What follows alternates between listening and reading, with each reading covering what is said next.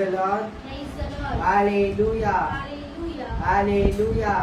Hallelujah. Praise the Lord. Praise the Lord. Praise the Lord. Praise the Lord. Praise the Lord. Praise the Lord. Praise the Lord. Hallelujah. Hallelujah. Hallelujah. Hallelujah. పితా పుత్ర పవిత్ర ఆత్మ నామమున ఆమేన్. ఆమేన్. అందరూ చేతులు జోడించి కళ్ళు మూసుకొని ఆడవారు నిండుగా వస్త్రాలు కప్పుకొని ప్రార్థించారు. పరిశుద్ధురా పరిశుద్ధురా పరమ వైద్యుర కృపగల తండ్రి మహిమగల దేవానికి ఎంతో స్తోత్రమైన నీకెంతో వందనాలు తండ్రి. ఈ సంధ్యా సమయం మా ప్రార్థన ఆలోచించమని అడుగుతున్నాను నేను. నీకెంతో స్తోత్రమైన నీకెంతో వందనాలు తండ్రి. ప్రతి ఒక్క బిడ్డని ఆదిలో ఉంచుకోండి నేను ప్రతి ఒక్క బిడ్డని పూర్తి స్వస్థపరచమని అడుగుతున్నాను నేను లైవ్లో చూసే వాళ్ళందరినీ ఆదిలో ఉంచుకోండి నేను లైవ్లో ఎవరో అనారోగ్యంతో బాధపడుతున్నారు అప్పుడు సమస్యతో బాధపడుతున్నారు పూర్తి స్వస్థపరచమని అడుగుతున్నాను నేను జీవించమని అడుగుతున్నాను నేను ప్రతి ఒక్క బిడ్డని స్తోత్రమైన అనాథ పిల్లలని ఆదిలో ఉంచుకోండి ఇలా తిండి లేక బాధపడుతున్నారు వాళ్ళందరినీ ఆదిలో ఉంచుకోండి తాగుడికి బానిస అయిపోయిన వాళ్ళందరినీ ఆదిలో ఉంచుకొని వాళ్ళందరినీ ముక్తి స్వస్థపరచమని అడుగుతున్నాను నేను వాళ్ళ నుండి తెలుగు ఆశను తీసివేయమని అడుగుతున్నాను నేను వాళ్ళ గుళ్ళలోని వాక్యం నింపుమని అడుగుతున్నాను నేను నీకెంతో స్తోత్రం నీకెంతో వందనాలు తండ్రి ప్రతి ఒక్క బిడ్డను దీవించమని అడుగుతున్నాను నేను హాస్పిటల్ నుండి ఆదిలో ఉంచుతాను డాక్టర్ని ఆదిలో ఉంచుతాను నేను చిన్నవారి నుంచి పెద్దవారు ప్రతి ఒక్క బిడ్డ పశ్చాత్తాపం పడాలని ప్రార్థిస్తున్నాను నేను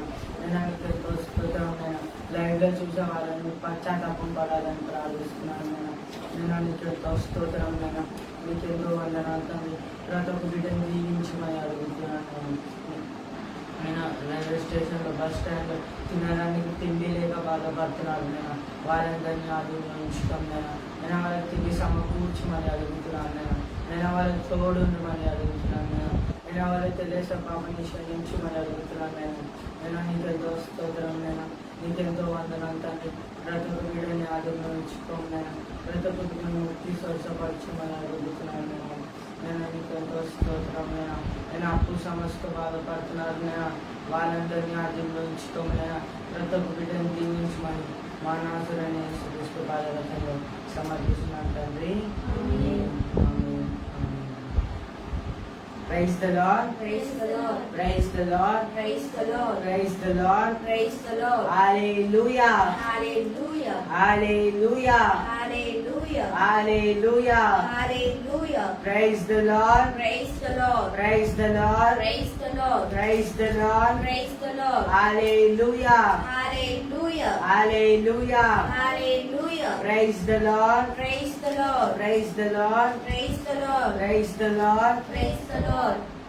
Praise the Lord. Praise the Lord. Praise the Lord. Praise the Lord. Hallelujah. Hallelujah. Hallelujah. Hallelujah. Praise the Lord. Praise the Lord. దేవుని స్తుతించి ఆరాధించిన తర్వాత దైవ వాక్కులో వెళ్ళాలి సోది సమవుతున్నారా అందరూ లైవ్ లో పాల్గొనాలని ప్రార్థిస్తున్నాం. నీవు ఎంత గొప్ప దేవుడవు యేసు, నీ మంచితనం నేనెలా మరిచిపోగలను. నీవు ఎంత గొప్ప దేవుడవు యేసు, నీ మంచితనం నేనెలా మరిచిపోగలను. నీ మంచితనం నేనెలా మరిచిపోగలను. నీ మంచితనం నేనెలా మరిచిపోగలను. నీ మంచితనం నాలో నిలిపినావు యేసు, నీ మంచి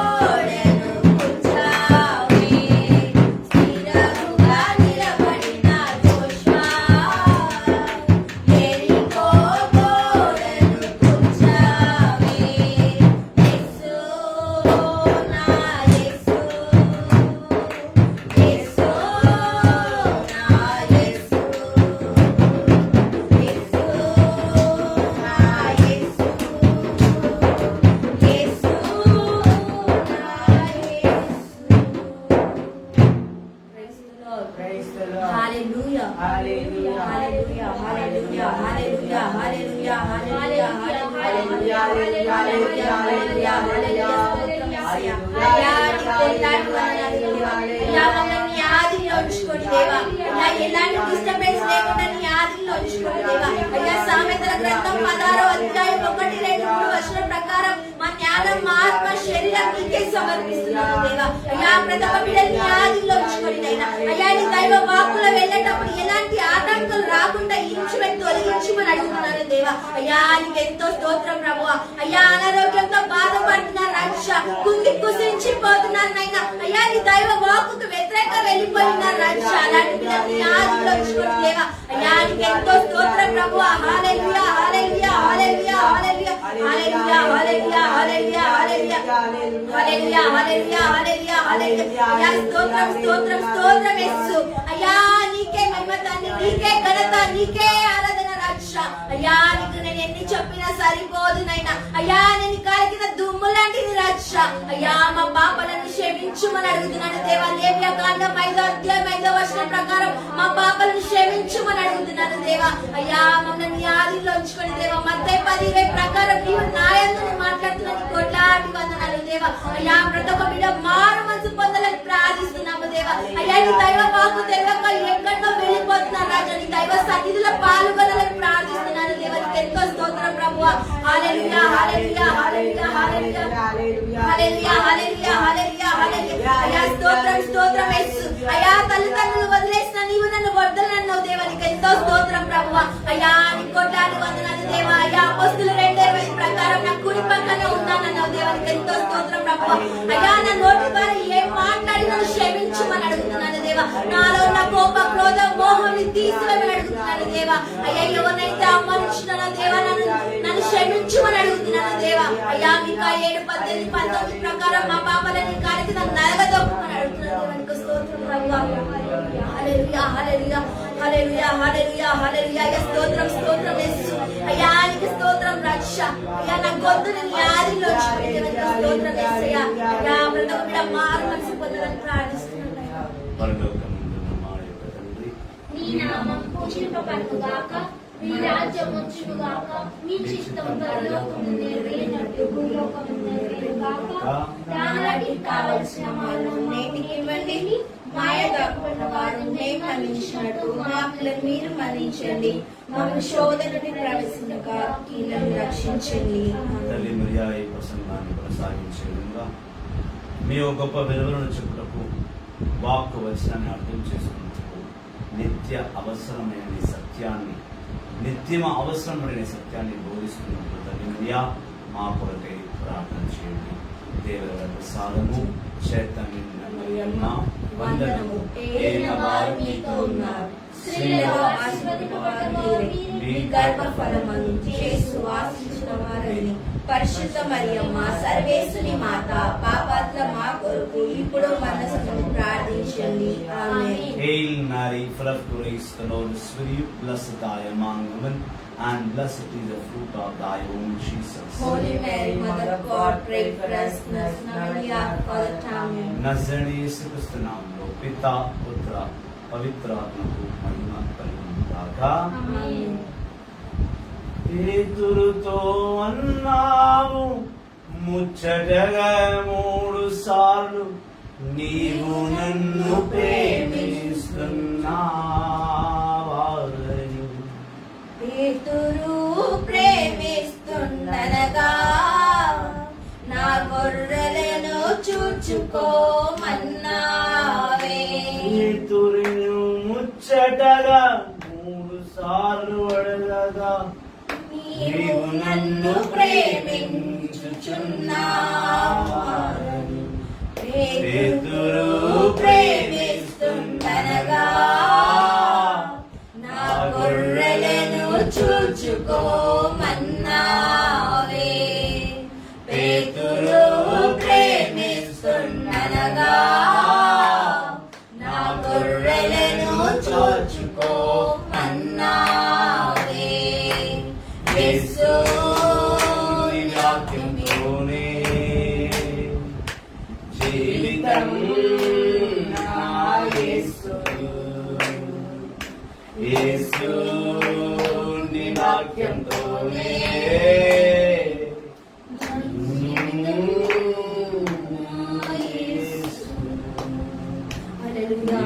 ఎంత గొప్ప దేవుడు.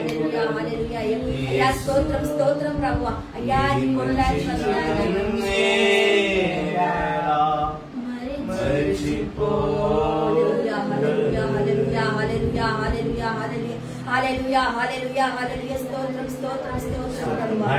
మమ్మల్ని ఇదే విధంగా తండ్రి నీ పరిశుద్ధ ఆత్మ చేయి, నీ కృప చేయమని నడిపించి దీవించి కాచి కాపాడును తండ్రి. Praise the Lord. Praise the Lord. Praise the Lord. Hallelujah. Hallelujah. Hallelujah. Hallelujah. యేసువా వందనం, యేసువా వందనం, యేసువా స్తోత్రం, యేసువా స్తోత్రం, ఆత్మదేవా వందనం, ఆత్మదేవా వందనం, ఆత్మదేవా స్తోత్రం, ఆత్మదేవా స్తోత్రం, పరిశుద్ధాత్మదేవా వందనం, పరిశుద్ధాత్మదేవా స్తోత్రం. Praise the Lord. Praise the Lord.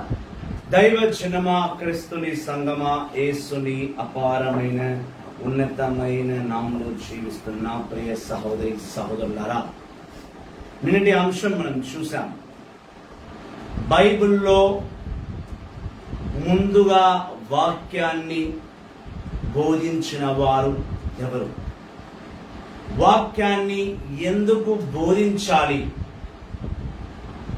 బైబిల్లో మొదటిగా వాక్యాన్ని బోధించిన వారు ఎవరు?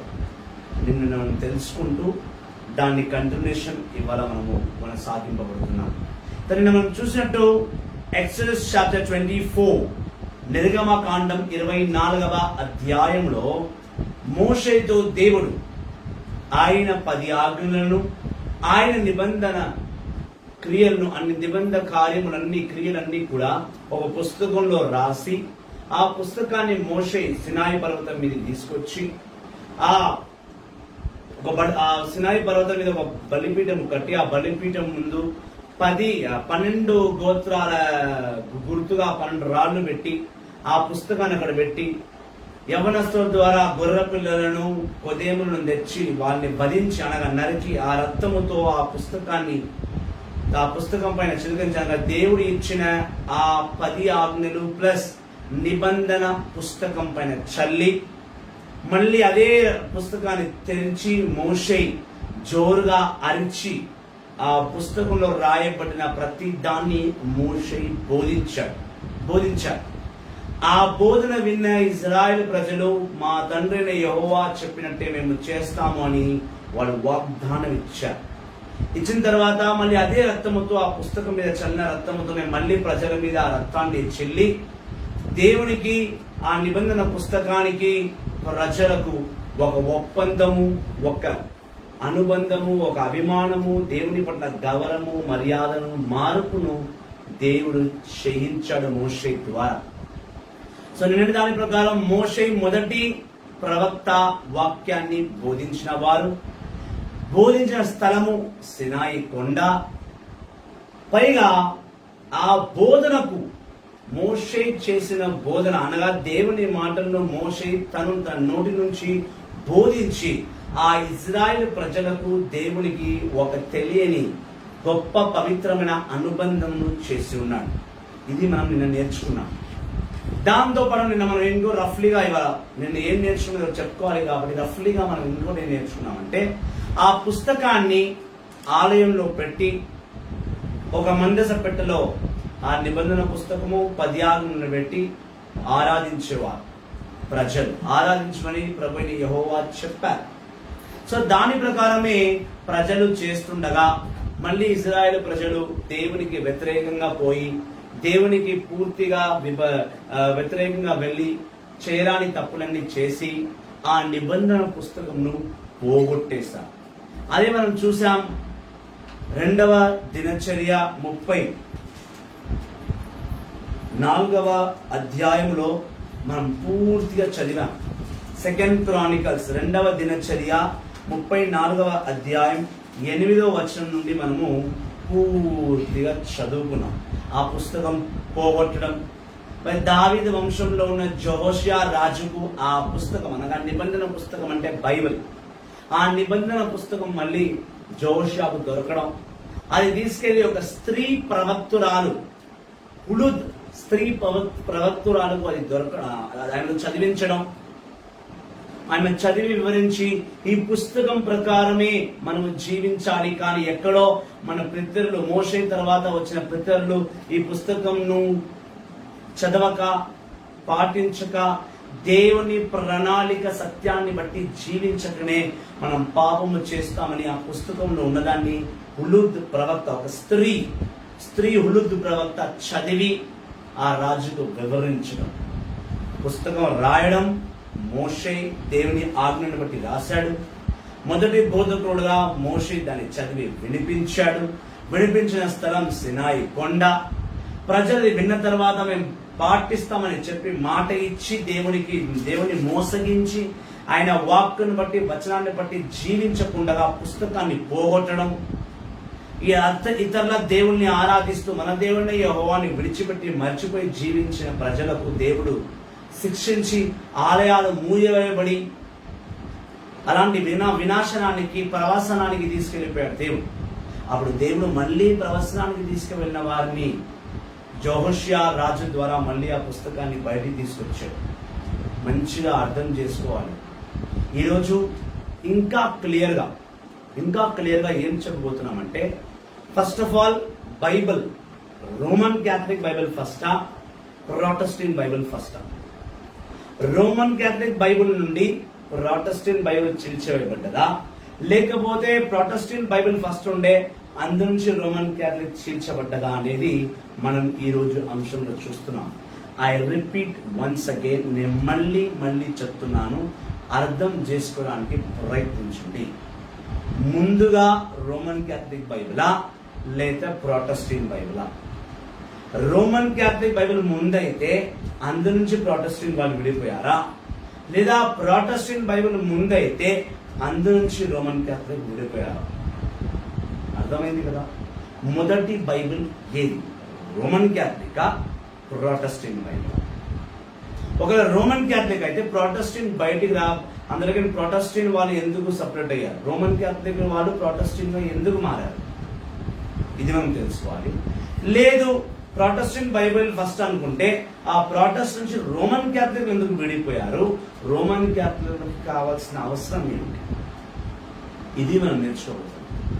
అయితే నేర్చుకునే ముందు మనం ఫస్ట్ విషయం ఏం అది ఈ విషయంలో వెళ్ళడానికి మునుపు రోమన్ క్యాథలిక్ బైబిల్ ఫస్టా, ప్రొటెస్టెంట్ బైబిల్ ఫస్టా అని చెప్పడానికి ముందు ఇందులో బైబిల్ రాసిందెవరు, బైబిల్లోనే బైబిల్ రాసిందెవరు, బైబిల్లోనే బైబిల్ రాసింది ఎవరు? అయితే మనం చూసాం నిర్గమకాండం 20 జెనసిస్ లో ఎక్కడ కూడా ఏది లిఖింపబడలేదు.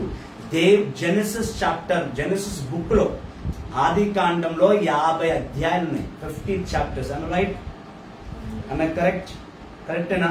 ఆది కాండంలో 50 అధ్యాయం ఉందా? ఏమో మధ్య వరకు నాకు తెలియదు. 50 ఉందా? 49 ఉందా? వెరీ గుడ్, కన్ఫర్మేషన్ చేసుకోవాలి అవసరం. ఆది కాండంలో 50 అధ్యాయాలు ఉన్నాయి. 50 అధ్యాయంలో దేవుడు ఎక్కడా కూడా మోషే చెప్పినట్టు ఎవరినో ఈ ప్రవక్తను ఎన్నుకొని ఆయన ద్వారా ఏమీ రాయించలేదు, మోషేతోనే చేయించాలి. దేవుడి జెనసిస్ లో మొత్తం ప్రజలు చెడిపోవడం చూశాడు. ఆయన పుట్టించిన ప్రజలు ఎంత ఘోరంగా చెడిపోయారు, ఎంత ఘోరంగా వాళ్ళ సైతాన్ శక్తులు వెళ్ళిపోయారో దేవుడు చూసే ఈ ప్రజల్ని ఒక సిస్టమేటిక్ లో పెట్టాలి, ఈ ప్రజల్ని ఒక రూల్స్ అండ్ రెగ్యులేషన్స్ లో నడపాలి, ఈ నా ప్రజల్ని ఒక కమాండ్మెంట్స్ ఇచ్చి ఆ కమాండ్మెంట్స్ లో నడిపించాలని భావించాడు. కాబట్టి మోషేని మొదటిగా ఆయన ద్వారా ఒక పుస్తకం, నిబంధన పుస్తకం, the book of law, the book of covenant, the book of commandments రాసి ఆ పుస్తకాన్ని ప్రజలకు తీసుకెళ్ళాడు. ప్రజలు దేవుడు చెప్పినంత మోషే రాశాడు, మోషే రాసింది ప్రజలు విన్నంత పాటిస్తానని చెప్పి దేవునికి వ్యతిరేకంగా వెళ్ళి దేవుని మోసగించి దేవుని మాటకు కట్టుబడక దేవుని శిక్షకు గురి అయ్యారు. అయితే ఆ నిబంధన పుస్తకమును తిరిగి తీసుకొచ్చిన వాడు రాజు, జోషియా రాజు. ఏ రాజు? ఆయన ఎక్కడ ఉన్నాడంటే 2వ దినచర్య 34వ అధ్యాయంలో అతను మళ్ళీ బైబిల్ని తీసుకొచ్చాడు. బైబిల్ అంటే దేవుని నిబంధన పుస్తకాన్ని యావత్తు ఇజ్రాయేల్ యూదా జెరూసలేం పట్టణంలో, యావత్ ఇజ్రాయెల్ దేశంలో, యూదా పట్టణంలో, జెరూసలేం పట్టణంలో మళ్ళీ వాక్యము ద్వారా నడిపించాడు, తీసుకొచ్చాడు. ఆ రాజు కూడా తీసుకొచ్చి చదివించిన తర్వాత ఆ రాజు మాట కూడా ఎవరు వినలేదు. ప్రజలు మళ్ళీ పాపం చేశారు. దేవుడు మళ్ళీ ప్రజలను శిక్షించాడు. ఆ ప్రజల్ని ఘోరాతి ఘోరంగా బాబిలోన్ రాజు అయిన నబుకద్నెజర్కి ఇజ్రాయెల్ ప్రజల్ని అప్పచెప్పించాడు. మళ్ళీ ప్రవచనానికి వెళ్ళారు. ప్రవచనానికి వెళ్ళి ఈ బాబిలోన్ రాజు కింద, నబుకద్నెజర్ రాజు కింద వీళ్ళు నలుగుతూనే ఉన్నారు. అటువంటి సమయంలో దేవుడు ఎజ్రా 8వ అధ్యాయం, అటువంటి సమయంలో దేవుడు ఎజ్రా 8వ అధ్యాయం కన్నా ముందు 7వ అధ్యాయం చూస్తాము. ఎజ్రా పుస్తకం 7వ అధ్యాయము 27వ వచనం. పాత నిబంధన ఎజ్రా పుస్తకం. Praise the Lord. Praise the Lord. Praise the Lord. Praise the Lord. Hallelujah. Hallelujah. Hallelujah. Hallelujah. Ezra గ్రంథము 7వ అధ్యాయము 27వ వచనము. అప్పుడు ఎజ్రా ఇట్లా నేను మన పితరుల దేవుడు స్తుతింపబడును గాక, ఆయన యెరూషలేము నందలి మన ప్రభు దేవాలయమున రాజు గౌరవింపునట్టులా చేసెను.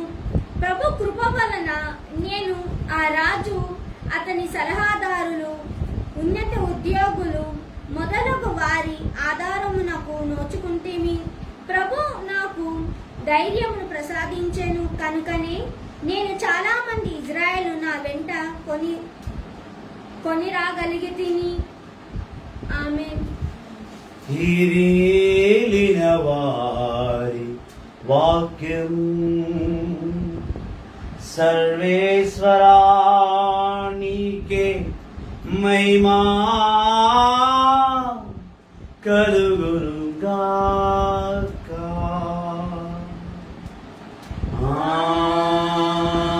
ఆమేన్. సమస్త మహిమ ప్రభువునికి చెందునుగాక. ఆమేన్. మొదటి కొరింథీయులకు రాసిన లేఖ 10వ అధ్యాయం 31వ వచనం. Praise the Lord. Praise the Lord. Praise the Lord. Praise the Lord. Praise the Lord. Praise the Lord. Praise the Lord. Praise the Lord. Hallelujah. Hallelujah. Hallelujah. Hallelujah. దైవజనమా, క్రీస్తుని సంగమా, యేసుని అపారమైన బిడ్డలారా, ఎప్పుడైతే ఈ పుస్తకాన్ని జోషురాజు తీసుకొచ్చాడు అంతవరకు బాగానే ఉంది. అతను ఆలయానికి తీసుకెళ్ళి మళ్ళీ ఆ పుస్తకాన్ని పెట్టాడు. ఆ పుస్తకం 10 ఆజ్ఞల ద్వారా ప్రభుని స్తుతించి ఆరాధించి మొదలు పెట్టాడు. యెహోషువ రాజు 2వ దినచర్య 34వ అధ్యాయం, అంతే కదమ్మా, 34వ అధ్యాయమేనా? దాని తర్వాత మళ్ళీ ప్రజలు ఆ యెహోషువ రాజు ఉన్నంత వరకు దేవుని పట్ల భయము భక్తితో జీవించారు. ఎప్పుడైతే యెహోషువ రాజు చనిపోయాడో మళ్ళీ ప్రజలు పాపాలు చేయడం మొదలుపెట్టారు. ఇలా పాపాలు చేసినప్పుడు దేవుడు మళ్ళీ హెచ్చరించాడు కొన్ని ప్రవక్తల ద్వారా. పెద్ద ఇది మొత్తం చెప్పలేము ఈ వీడియోలో, ఖచ్చితంగా ఒక్కొక్క వీడియో తెలుసుకొని వస్తాం మనం. అయితే ప్రజలు ఏం చేశారు? మళ్ళీ దేవుని వ్యతిరేకంగా ఎంతో మంది ప్రవక్తలను ఆయన మళ్ళీ బలపరుస్తూ వచ్చాడు. కానీ ఎవడు వినట్ల. లాస్ట్ కంటే అప్పటికి ఎజ్రాని దేవుడు ఎన్నుకున్నాడు. ఈ ఎజ్రా అనే వ్యక్తి ప్రవచనానికి వెళ్ళాడు. అంటే బాబిలోన్ రాజు ద్వారా, నబుకద్నెజర్ రాజు ద్వారా బందీగా వెళ్ళాడు. వెళ్ళినప్పటికీ కూడా ఆ బాబిలోన్ దేశంలో మన యెహోవా తండ్రి బట్టే జీవించాడు. బైబిల్ని అనగా మోషే రాసిన ధర్మశాస్త్రాన్ని క్షుణ్ణంగా చదివి దాన్ని బాగా పాటించి దాన్ని వివరించే ప్రభు ఆత్మ కలిగిన వాడు ఎజ్రా. ఎజ్రా ఎట్టకేలకు అలా ఇలా చేసి ఆ బాబిలోన్ రాజు వద్దకు వెళ్ళి ఆ నబుకద్నెజర్ రాజుని మెప్పించి, అయ్యా నేను నీ చేతి కింద చాలా కార్యాలు చేశాను, నువ్వు చెప్పినట్టే నేను మళ్ళీ నా దేశానికి వెళ్తానయ్యా, నువ్వు తలుచుకుని నన్ను పంపిస్తావని ప్రభు ఒక సహాయముతో, అంటే యెహోవా తండ్రి ఆత్మ సహాయముతో, అతని ప్రార్థనతో, తన విశ్వాసంతో, ఎజ్రా ప్రార్థనతో, ఎజ్రా విశ్వాసముతో అతనితో పాటు కొంచెం మందిని తను ఆ ప్రవచనాన్ని విడిపించుకొని మళ్ళీ జెరూసలేం పట్టణానికి వచ్చాడు. అర్థం అవ్వాలి. అర్థం అవుతుంది. నా తప్పని ఏంటంటే మీకు అర్థం అవుతుందా లేదా అని. కానీ అర్థం అవ్వాలి. అర్థం చేసుకోకపోతే నేను మళ్ళీ మళ్ళీ చెప్తాను. కానీ అర్థం చేసుకోండి. సత్యాన్ని అర్థం చేసుకోవడమే మనకు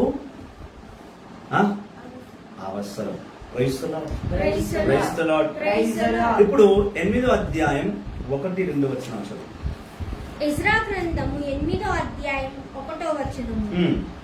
అర్థవర్ష కాలమున బేబిలోనియ ప్రవాసము నుండి ఎజ్రాతో పాటు యెరూషలేమునకు తిరిగి వచ్చిన వంశకర్తల పేరులివి. అక్కడ వరకు చదివారు కదా.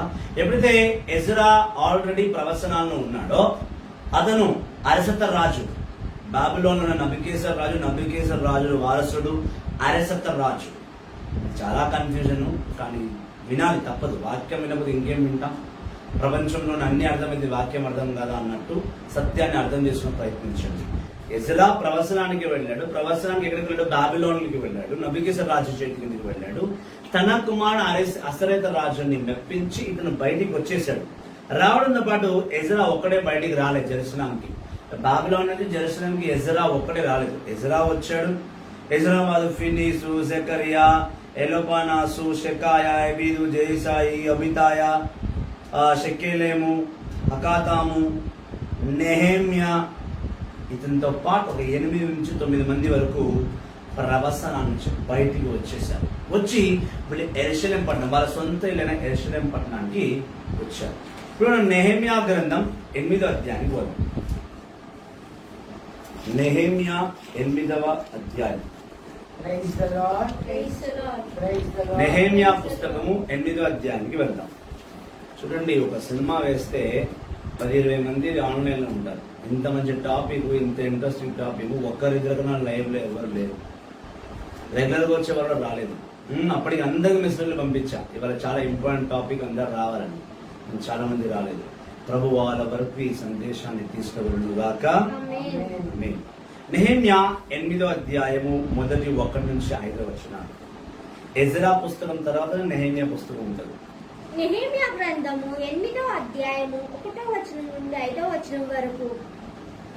7వ నెల వచ్చినప్పటికీ ఇజ్రాయేల్ అందరూ తమ తమ నగరములందును పట్టణములందును స్థిరపడిరి. ప్రజలెల్లరూ ఒక మాడిగా ప్రయాణమై వచ్చి జలద్వారమునొద్ద గల మైదానమున పోగైరి. వారు ధర్మశాస్త్ర బోధకుడగు ఎజ్రాను చూచి ప్రభు మోషే ద్వారా ప్రసాదించిన ధర్మశాస్త్ర గ్రంథమును కొనిరండనిరి. 7వ నెల మొదటి దినమున ఎజ్రా ఆ గ్రంథమును తెరచెను. అచట స్త్రీలు పురుషులు ధర్మశాస్త్రమును అర్థము చేసుకొను పాటి ప్రయాణము గల పిల్లలు గువ్విగూడి ఉండిరి. అతడ మైదానముననే ప్రజలెదుట ఉదయము నుండి మధ్యాహ్నం వరకు గ్రంథమును చదివేను.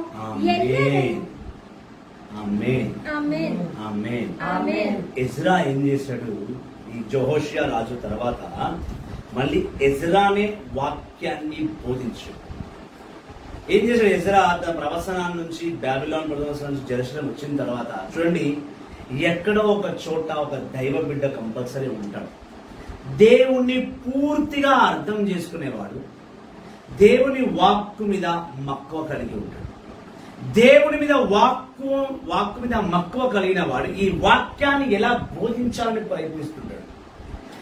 ఆ బోధించాలని తపన కలిగిన వాడు ఖచ్చితంగా ఆ బోధనను ప్రజల్లో మధ్యలో తీసుకెళ్తాడు. నేను ఏం వివరిస్తున్నానంటే, what I mean to say is, నేను చెప్పబోతున్నానంటే, దేవుని విశ్వాసం కలిగి ఉండడం వేరు, దేవుని యందు విశ్వాసాన్ని ఆచరణలో పెట్టడం వేరు. దేవుని విశ్వాసం ఆచరణ పట్టి ఆయన వాక్కును చదవడం వేరు. దేవుని విశ్వాసాన్ని, ఆచరణను మరియు వాక్కును చదివిన తర్వాత దాన్ని అర్థం చేసుకోవడం వేరు. అర్థం చేసుకున్న దాన్ని ప్రజల్లో ప్రకటించడం వేరు. ఈ 5 చేసేవాడే సేవకుడు. విశ్వాసాన్ని చూసుకోవాలి, ఆ విశ్వాసాన్ని ఆచరణలో పెట్టాలి, ఆ విశ్వాసం ఆ ఆచరణ ద్వారా వాక్యాన్ని చదువుకోవాలి, వాక్యాన్ని చదవడమే కాకుండా వాక్యాన్ని అర్థం చేసుకోవాలి, వాక్యాన్ని చదివి అర్థం చేసుకునే వాడు ఖచ్చితంగా ఈ వాక్యాన్ని బయటికి ఎలా తీసుకెళ్ళాలి, ప్రజల హృదయంలో ఎలా నాటాలి, ఎలా ఈ ప్రజల్ని మార్చాలి, ఎలా ఈ ప్రజల్ని ప్రభులోకి నడిపించాలని దాహము కలిగి ఉంటాడు. ఎజ్రా ప్రవచనానికి వెళ్ళాడు. బాబిలోన్ దేశంలో బాబిలోన్ రాజు చేతికి ప్రవేశనానికి వెళ్ళిన అతను అక్కడ ఊడియం చేసుకుంటూ, ఆ రాజులకు అన్నం పెట్టుకుంటూ, ఆ రాజులకు మందు కల్పించుకుంటూ, ఆ రాజుల బట్టలు ఉతుక్కుంటూ, ఆ రాజులకు సేవ చేసుకుంటూనే దేవుని పట్ల విశ్వాసం పెంచుకున్నాడు. ధర్మశాస్త్రాన్ని చదవగలిగాడు. దేవుని ఆత్మతో కనెక్ట్ అయి ఉన్నాడు. ఆ రాజును మెప్పించి, ఆ రాజుని వరల వేసుకొని, ఆ రాజుని ద్వారా తను మళ్ళీ జెరూసలేం పట్టణానికి రాగలిగాడు. రావడమే కాకుండా యావత్తు ప్రజలు, ఇజ్రాయెల్ ప్రజలు ఎవరెవరైతే దారి తప్పి ఉన్నారో, ఇజ్రాయెల్ ప్రజలు జెరూసలేం పట్టణంలో ఎవరెవరు దేవుని విశ్వసించట్లేదో, దేవుని వాక్యాన్ని చదవట్లేదు, వాళ్ళందరినీ సముద్రం ఒడ్డులో ఉన్న ఒక పెద్ద గేట్ దగ్గర, వాటర్ గేట్ అంటారు దాన్ని, వాటర్ గేట్, ఆ వాటర్ గేట్ దగ్గర తీసుకొచ్చి అక్కడ పెద్ద కూడిక ఏర్పాటు చేశారు. ఇప్పట్లో కూడిక అంటున్నారు. Crusades, deliverance conventions, prayer meetings అంటాం కదా. మనం అదే అంటాం, ఒక టెంట్ వేసి నాలుగు స్టేజ్లు వేసి దాని మీద ఒక టేబుల్ వేసి వాక్యాన్ని బోధించడం ఏమంటాం? Prayer meeting, crusade. ఈ కార్యాన్ని చేసిన వాడు ఎజ్రా. ప్రేయర్ మీటింగ్స్ ని పరిచయం చేస్తూ కూడికలు తెచ్చిన వాడు ఎజ్రా. ఇతని గురించి ఎవ్వరు బోధించట్లేదు. నేను చాలా తక్కువ మంది నోట్లో విన్నా ఎజ్రా గురించి బోధించాను. ఎజ్రా వాళ్ళందరినీ తీసుకొచ్చి ఉదయకాల సమయం నుండి మధ్యాహ్నం వేళ వరకు, చూడండి, నెహెమ్యా పుస్తకము 8వ అధ్యాయంలో ఉంటుంది ఈ గొప్ప రహస్యం. అక్కడ తీసుకొచ్చి అక్కడ పెద్దవాళ్ళు, చిన్నవాళ్ళు, ముసలి వాళ్ళు, పిల్లలు అందరు ఉన్నారు అక్కడ. చదవమ్మా అది 2వ వచనం నుంచి. నెహెమ్యా గ్రంథం 8వ అధ్యాయం 2వ వచనం. నెహెమ్యా గ్రంథం 8వ అధ్యాయం 2వ వచనం. 7వ నెల మొదటి దినమున, ఈ మొదటి శుక్రవారం, మొదటి ఆదివారం, మొదటి శనివారం ఉంటుంది కదా, చాలా ఇంపార్టెంట్ అది. 7వ నెల మొదటి దినం ఎజ్రా గ్రంథమును తెరచెను. అచ్చట స్త్రీలు, పురుషులు. ఏం గ్రంథం తెరచడమా? కొంచెం పైన చదువు మళ్ళీ ఒకసారి ప్రజల గురించి. 7వ నెల ఏ గ్రంథం తెప్పించాడు? కొంచెం పైన చదువు.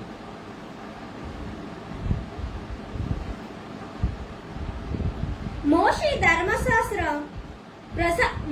ద్వారా ప్రసాదించిన ధర్మశాస్త్ర గ్రంథమును మనకు కొని రమ్మని అనేది. ఎజ్రా మోషే ద్వారా మనకు ప్రసాదింపబడ్డ ధర్మశాస్త్రమును తీసుకురండి అని పిలిచాడు. ఆలయంలోకి వెళ్ళి ధర్మశాస్త్రాన్ని ఎజ్రా తెప్పించుకొని ప్రజలందరూ పిలుచుకొని ఆ ధర్మశాస్త్రాన్ని చదివి వినిపించాడు. చదవమ్మా. మోషే ద్వారా ప్రసాదించిన ధర్మశాస్త్ర గ్రంథమును కొనిరండి అనిరి. 7వ నెల మొదటి దినమున ఎజ్రా గ్రంథమును తెరచెను. అచ్చట స్త్రీలు, పురుషులు ధర్మశాస్త్రమును అర్థం చేసుకుని పాటిపాయము గల పిల్లలు గుబిగూడింది. మోషేకిచ్చిన ఆ ధర్మశాస్త్రం ఎజ్రా తెప్పించి అక్కడ వయసులో ఉన్నవారు, ముసలి వాళ్ళు, పెద్దవారు, చిన్న పిల్లలందరినీ గుమ్మికూడి వాళ్ళ మధ్యలో ధర్మశాస్త్రాన్ని చేతిలో పట్టుకొని బోధించడం మొదలుపెట్టాడు.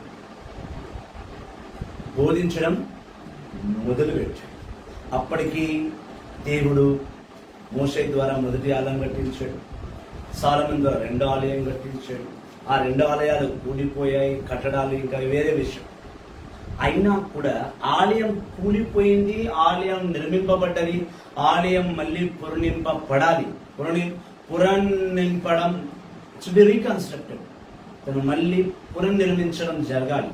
కానీ ఇక్కడ దేవుడు మందసములో ఉన్న పుస్తకాన్ని మాత్రం విడిచిపెట్టలేదు. ఆ పుస్తకమే ఈ బైబిల్. ఒకసారి నాకు ఆర్సీఎం బైబిల్, ప్రొటెస్టెంట్ బైబిల్ ఇవ్వను. Praise the Lord. Praise the Lord. Hallelujah. Praise the Lord. Praise the Lord. Hallelujah hallelujah hallelujah hallelujah యేసువా వందనం యేసువా వందనం యేసువా స్తోత్రం యేసువా స్తోత్రం hallelujah hallelujah praise the Lord praise the Lord praise the Lord praise the Lord యేసువా వందనం యేసువా వందనం యేసువా స్తోత్రం యేసువా స్తోత్రం hallelujah hallelujah hallelujah hallelujah hallelujah హల్లెలూయా ఎజ్రా ఆ పుస్తకాన్ని, మోషేకి దేవుడు ప్రసాదించిన ఆ పుస్తకాన్ని ఎజ్రా తెప్పించుకుని ఉదయం నుండి మధ్యాహ్నం వరకు, ఎర్లీ మార్నింగ్ నుండి మధ్యాహ్నం వరకు దాన్ని చదవడం మొదలుపెట్టాడు. వేరేం లేదా? Praise the Lord praise the Lord praise the Lord praise the Lord. అయితే ఎజ్రా ఎప్పుడైతే ఆ వాక్యాన్ని చదవడం, ఆ బైబిల్ ఉన్నదంతా అంటే దేవుడు ప్రసాదించిన ధర్మ గ్రంథ పుస్తకాల నుండి దేవుడు బోధించడం, ఎజ్రా ద్వారా దేవుడు బోధిస్తున్నాడు. ఎజ్రా బోధిస్తున్నాడు. ఎప్పుడైతే ఈ ప్రజలు ఆ బోధనలు విన్నారో, ఒకసారి 8వ అధ్యాయం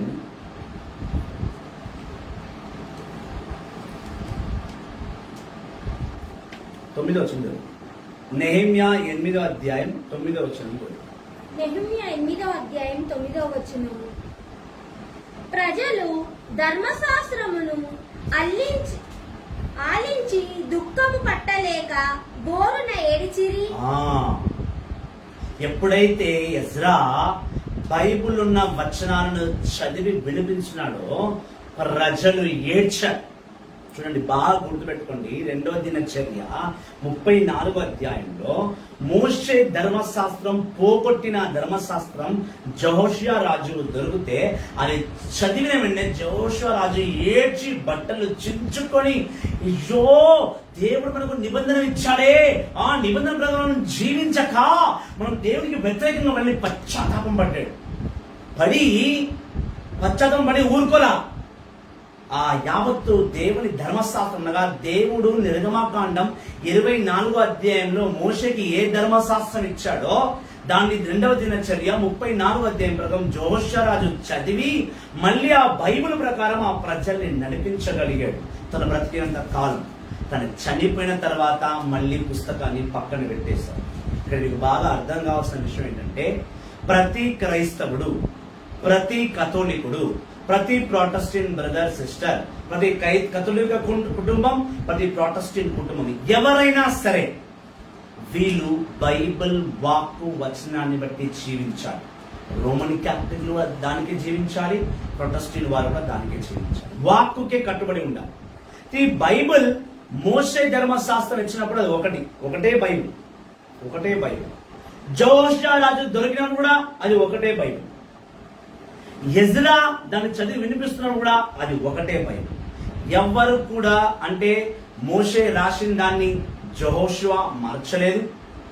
యెహోషువ చదివి ప్రజలు నడిపించిన దాన్ని బట్టి ఎజ్రా కాలం వచ్చేసరికి ఎజ్రా అదే చదివి వినిపించాడే, కానీ ఎజ్రా దాన్ని ఏమాత్రము మార్చలేదు. అది ఎందుకు మార్చలేదు? మోషే కాలం వేరు, అదొక సెంచరీ.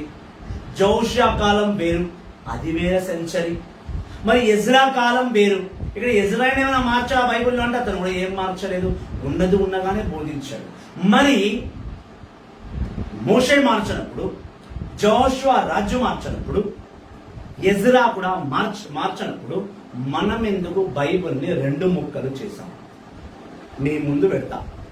ఇది రోమన్ క్యాథలిక్ చదివే బైబిల్, ఇది రోమన్ క్యాథలిక్ చదివే బైబిల్, ఇది ప్రొటెస్టెంట్లు చదివే బైబిల్. బైబిల్ ఒకటే, మరి 2 ఎలా చీల్చబడ్డాయి? ఇది 2 భాగాలు ఎందుకు అయింది? దేవుడు ఇచ్చింది ఒకటే, 2 ఎవరు చేశారు? ఎందుకు చేశారు 2? కారణం ఏమి? ఇది మనం తెలుసుకోవాలి. బైబిల్ చదవడం ఎంత అవసరమో బైబిల్ని చీల్చారు ఎందుకు? బైబిల్ ఒకటే ఉండాలి, 2 ఎందుకు? ఇప్పుడు ఈ మధ్య ఏం చేశారంటే రోమన్ క్యాథలిక్లు ఏమంటారు? మా బైబిల్. ప్రొటెస్టెంట్ ఏమంటారు? మా బైబిల్. ఇది ఎంగ బైబిలే ఇవిడతా ఇక్కుదు, ఇది ఎంగ బైబిల్ ఇవిడతా బ్రదర్. ఎందు ఉందని ఎవరు చెప్పారు ఇది నీది అది నాదని? ఎవడు? దేవుణ్ణి కూడా 2 ముక్కలు చేస్తారా? అది 2 ముక్కలు చేసిన మనిషి ఎవరు? నేను చూపిస్తాను.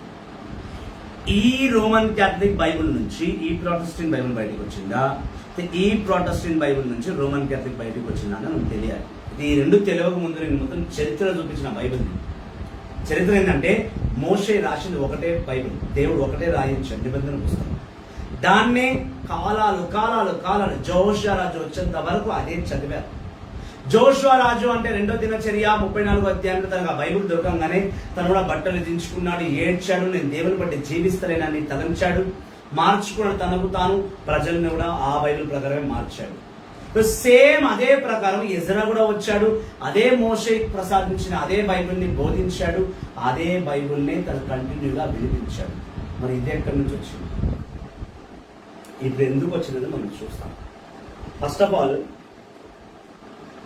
దేవుడు మోషేతో రాయించిన ఆ పుస్తకాన్ని యెహోషువ ఎందుకు మార్చలేకపోయాడు అంటే, యెహోషువ ఆ బైబిల్లో ఎందుకు మార్పులు చేయలేకపోయాడు, ఎందుకు చేయకూడదని ఒక క్వశ్చన్ ఇక్కడ రేజ్ అవ్వాలి. బాగా దేవుని పట్ల దాహం బుద్ధి ఉన్న వాళ్ళకి ఇది రావాలి క్వశ్చన్, రావాలి. ఎందుకు యెహోషువ తన కాలాన్ని బట్టి, ఇప్పుడు ఎట్లయితే బైబిల్ ప్రొటెస్టెంట్ రోమన్ క్యాథలిక్ విడిపోయారో, ఇదే పని యెహోషువ రాజు ఎందుకు చేయలేకపోయాడు. ఎందుకు చేయలేకపోయాడు అంటే, ఆ యెహోషువ రాజు బైబిల్ని క్షుణ్ణంగా చదివాడు. అదే బైబిల్లో అనగా దేవుడు మోషేతో ఏ పుస్తకం రాయించాడో ఆ పుస్తకం ఎండింగ్ లో ఒక రూల్ పెట్టాడు. మోషేకి ఇచ్చిన పుస్తకంలో ఎండింగ్ లో రూల్ పెట్టాడు. ఆ రూల్ ఏమనగా ద్విదేశ కాండం 4వ అధ్యాయం 2వ వచనం, బుక్ ఆఫ్ డెటెనమనీ చాప్టర్ 4:2. ద్విదేశ కాండము చదవమ్మా. ద్విదేశ కాండం, సారీ, ద్విదేశ కాండము 4వ అధ్యాయం 2వ వచనం.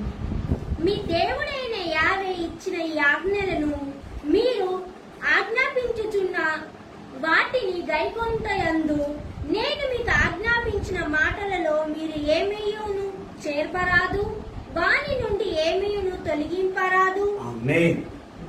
దేవుడు మోషే చెప్పాడు, మోషే ఇదిగో ఈ ధర్మశాస్త్రంలో నేను చెప్పినట్టు రాయ్. రాసినప్పుడు నీ సొంత తెలివితేటలు ఉపయోగించి ఇందులో ఏమి నువ్వు రాయొద్దు, నేను ఏం చెప్పానో అదే రాయి, నీ సొంత తెలివితేటలు ఇక్కడ వాడకు అన్న మోషేతో. పైగా ఈ బుక్ లో ఇక మీదట ముందు వచ్చే జనరేషన్లు వారు వాళ్ళకి ఏదో నచ్చలేదని, వాళ్ళకి ఏదో అడ్డుగా ఉందని తొలగించేసి మళ్ళీ వాళ్ళకి ఇష్టమైంది వాళ్ళలో రాయకూడదు. మళ్ళీ ప్రభుని సత్యాన్ని చదివి వినిపించు ప్రియ సహోదరి. ద్విదేశపు కాండము 4వ అధ్యాయము 2వ వచనము, మీ దేవుడైన యావే ఇచ్చిన ఆజ్ఞలను, మీ దేవుడైన యెహోవా ఇచ్చిన ఆజ్ఞలను బట్టి మీకు ఆజ్ఞాపించుచున్నాను. దేవుడు అంటున్నాడు, మోషే అంటున్నాడు, నేను మిమ్మల్ని ఆజ్ఞాపిస్తున్నాను అంటే request, I order you, I command, నేను హెచ్చరిస్తున్నా. ఈ పుస్తకంలో ముందు వచ్చే జనరేషన్ వారు ఏమీ ఇందులో ఎక్స్ట్రా రాయకూడదు. అలా అని నీకు నచ్చలేదని ఇందులో ఉన్నది ఏది కూడా తీసి బయట పాడేయకూడదు. నీకు నచ్చిందని బైబిల్ని, నీకు చాలా బాగా నచ్చిందని నీ సొంత విషయాలు నువ్వు రాయొద్దు.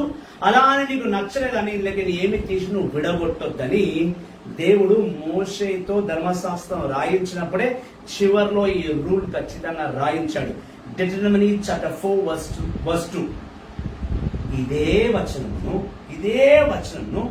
బైబిల్లో చివరి ఎండింగ్, అంటే ఇప్పుడు కంప్లీట్ బైబిల్, రోమన్ క్యాథలిక్ లో కంప్లీట్ బైబిల్ లేదా ప్రొటెస్టెంట్ లో ఉన్న బైబిల్, ఈ రెండు బైబిల్లో కూడా లాస్ట్ బుక్ ఏంటి? రెవల్యూషన్. ఈ రెవల్యూషన్ లో యోహాన్, ఎవరైతే రెవల్యూషన్ రాశారో యోహాను, అతను కూడా అది సేమ్ మాట రాశాడు. చదవమ్మా. ప్రకటన గ్రంథము అనగా ప్రొటెస్టెంట్ వాళ్ళకి ఇది దర్శన గ్రంథము, అంతే కదా. Revelation chapter 22:18. ప్రకటన గ్రంథం 22వ అధ్యాయం 18వ వచనం. సిరాలో రాసిందా? సిరాకు 42లో రాసిందంట. దేవుడు సిస్టర్తో మాట్లాడించిన స్తోత్రం. Revelation chapter 22:18. ప్రకటన గ్రంథం అనగా దర్శన గ్రంథం 22వ అధ్యాయము 18వ వచనం. దర్శన గ్రంథము 22వ అధ్యాయము 19వ వచనం 18వ వచనం. యోహాను అగు నేను ఈ గ్రంథము ప్రవచన మూలమున వీనిని ప్రతి వ్యక్తిని ఇటులా స్వీయముగా హెచ్చరించుచున్నాను. దీని అందరి విషయములకు ఎవరైనా ఏమైనా చేర్పినచో ఈ గ్రంథమున వివరింపబడిన అరిష్టములతో దేవుడు వానిని శిక్షించును. ప్రకటన గ్రంథము రెండవ రాకడ రాబోతుంది యేసు ప్రభుదని ఏ పుస్తకంలో రాశాడో యోహాను, ఆ పుస్తకంలో అదే యోహాను చివరిగా మాట చెప్పాడు, ఈ గ్రంథంలో నువ్వు ఏది ఎక్స్ట్రా రాయరాదు, ఈ గ్రంథము నుండి నువ్వు ఏది కూడా బయటికి తొలగించరాదు. చూడండి, మోషేతో దేవుడు ఏ పుస్తకం రాయించాడు అంటే ఎక్సోడస్, లెవిటిస్, నంబర్స్, డిటెరమనీ, ఈ 4 కలిపితే ఒక ధర్మ పుస్తకం, దేవుని నిబంధన. ఆ నిబంధనలు ఖచ్చితంగా రాశాడు. నీకు నచ్చలేదని లేక నువ్వు ఏమీ తీయొద్దు, అలా అని నీకు చాలా నచ్చిందని చెప్పి నువ్వు ఏది కూడా అన్న రాయొద్దు. నేను చెప్పినట్టు ఫినిష్. నువ్వు ఏమి తీయొద్దు, ఏమి రాయొద్దు. అయితే దేవుడు ఒక పుస్తకమే ఇచ్చాడు. ఆ పుస్తకాన్ని యేసుక్రీస్తు కూడా పాటించాడు. ఆ పుస్తకాన్ని యేసుక్రీస్తు కూడా బోధించాడు. పాత నిబంధనలో బోధకులు ఎలా ఉన్నారో యేసుక్రీస్తు కూడా ఒక గొప్ప బోధకుడు. యేసుక్రీస్తు గురించి చాలా మందికి ఆయన దైవ కుమారుడని తెలుసు, అతను మెస్సయ్య అని తెలుసు, తన సెలవులో చనిపోయాడని తెలుసు. యేసుక్రీస్తుకి బాగా లోతుగా వెళ్ళి చూస్తే యేసుక్రీస్తు ఎక్కడైనా వాక్యాన్ని బోధించాడా అంటే ఆయన పోయిన ప్రతి చోట వాక్యాన్ని బోధించాడు. కొండల మీద, మత్తయి సువార్త 5వ అధ్యాయంలో కొండ మీద ప్రవచనం, కొండ మీద బోధన అంటారు. గలిలయ సీమను బోధించాడు, యెరూషలేము పట్టణంలో బోధించాడు. ముఖ్యంగా చూస్తే లూకా సువార్త 4వ అధ్యాయము 16 నుండి 22. లూకా సువార్త 4వ అధ్యాయం, Luke's gospel chapter 4 verse 16 to 22. లూకా సువార్త 4వ అధ్యాయము 16వ వచనము. తరువాత యేసు తను పెరిగి పెద్దవాడైన నజరేతునకు వచ్చి అలవాటు చొప్పున విశ్రాంతి దినమున ప్రార్థన మందిరమందునకు వెళ్ళెను. ఆమేన్. ఏమైంది? యేసుక్రీస్తు తన సొంత ఊరికైన నజరేత్, ఎక్కడ పుట్టాడో ఆ నజరేత్కు వచ్చి అలవాటు ప్రకారం, అంటే సండే సాబత్ అంటే సాటర్డే, యాక్చువల్లీ సండే కాదు. మనం ఇండియాలో ఉన్నాం కాబట్టి మనకు సండే వస్తుంది. యాక్చువల్ సాబత్ సాటర్డే, సండే కాదు. అలవాటు ప్రకారం ఆదివారం అంటే మన ఇండియా ప్రకారం ఆదివారము, బైబిల్ ప్రకారం శనివారం. ప్రతి శనివారం అలవాటు ప్రకారం యేసు చర్చ్కి వెళ్ళేవారు, ఆలయానికి వెళ్ళేవారు. మళ్ళీ చదువు ప్రభుని మహిమపరచుటకు. లూకా సువార్త 4వ అధ్యాయం 16వ వచనము. తరువాత యేసు తను పెరిగి పెద్దవాడైన నజరేతునకు వచ్చి అలవాటు చొప్పున విశ్రాంతి దినమున ప్రార్థన మందిరమునకు వెళ్ళెను. అచట ఆయన చదువుటకు నిలుచుండగా మోషే ప్రవక్త గ్రంథమును ఆయనకు అందించిరి. ఆ గ్రంథమును తెరవగా ఆయనకి కింది వచనములు కనబడెను. ప్రభు ఆత్మ నాపై ఉన్నది, పేదలకు సువార్తను బోధించుటకై ఆయన నన్ను అభిషేకించెను. చెరసాలో ఉన్న వారికి విడుదల, గుడ్డి వారికి చూపును కలిగించుటకును, పీడితులకు విమోచనమును కలుగజేయుటకును, ప్రభుహితమైన సంవత్సరమును ప్రకటించుటకును ఆయన నన్ను పంపెను అని చదివాడు. ఎప్పుడైతే యేసుక్రీస్తు ఆలయానికి వచ్చాడో మోషే రాసిన ధర్మ గ్రంథం, నేను చెప్పాను కదా మీకు, నిర్గమకాండం 24వ అధ్యాయంలో యెహోవా తండ్రి మోషేకి నిబంధన పుస్తకం ఇచ్చాడు.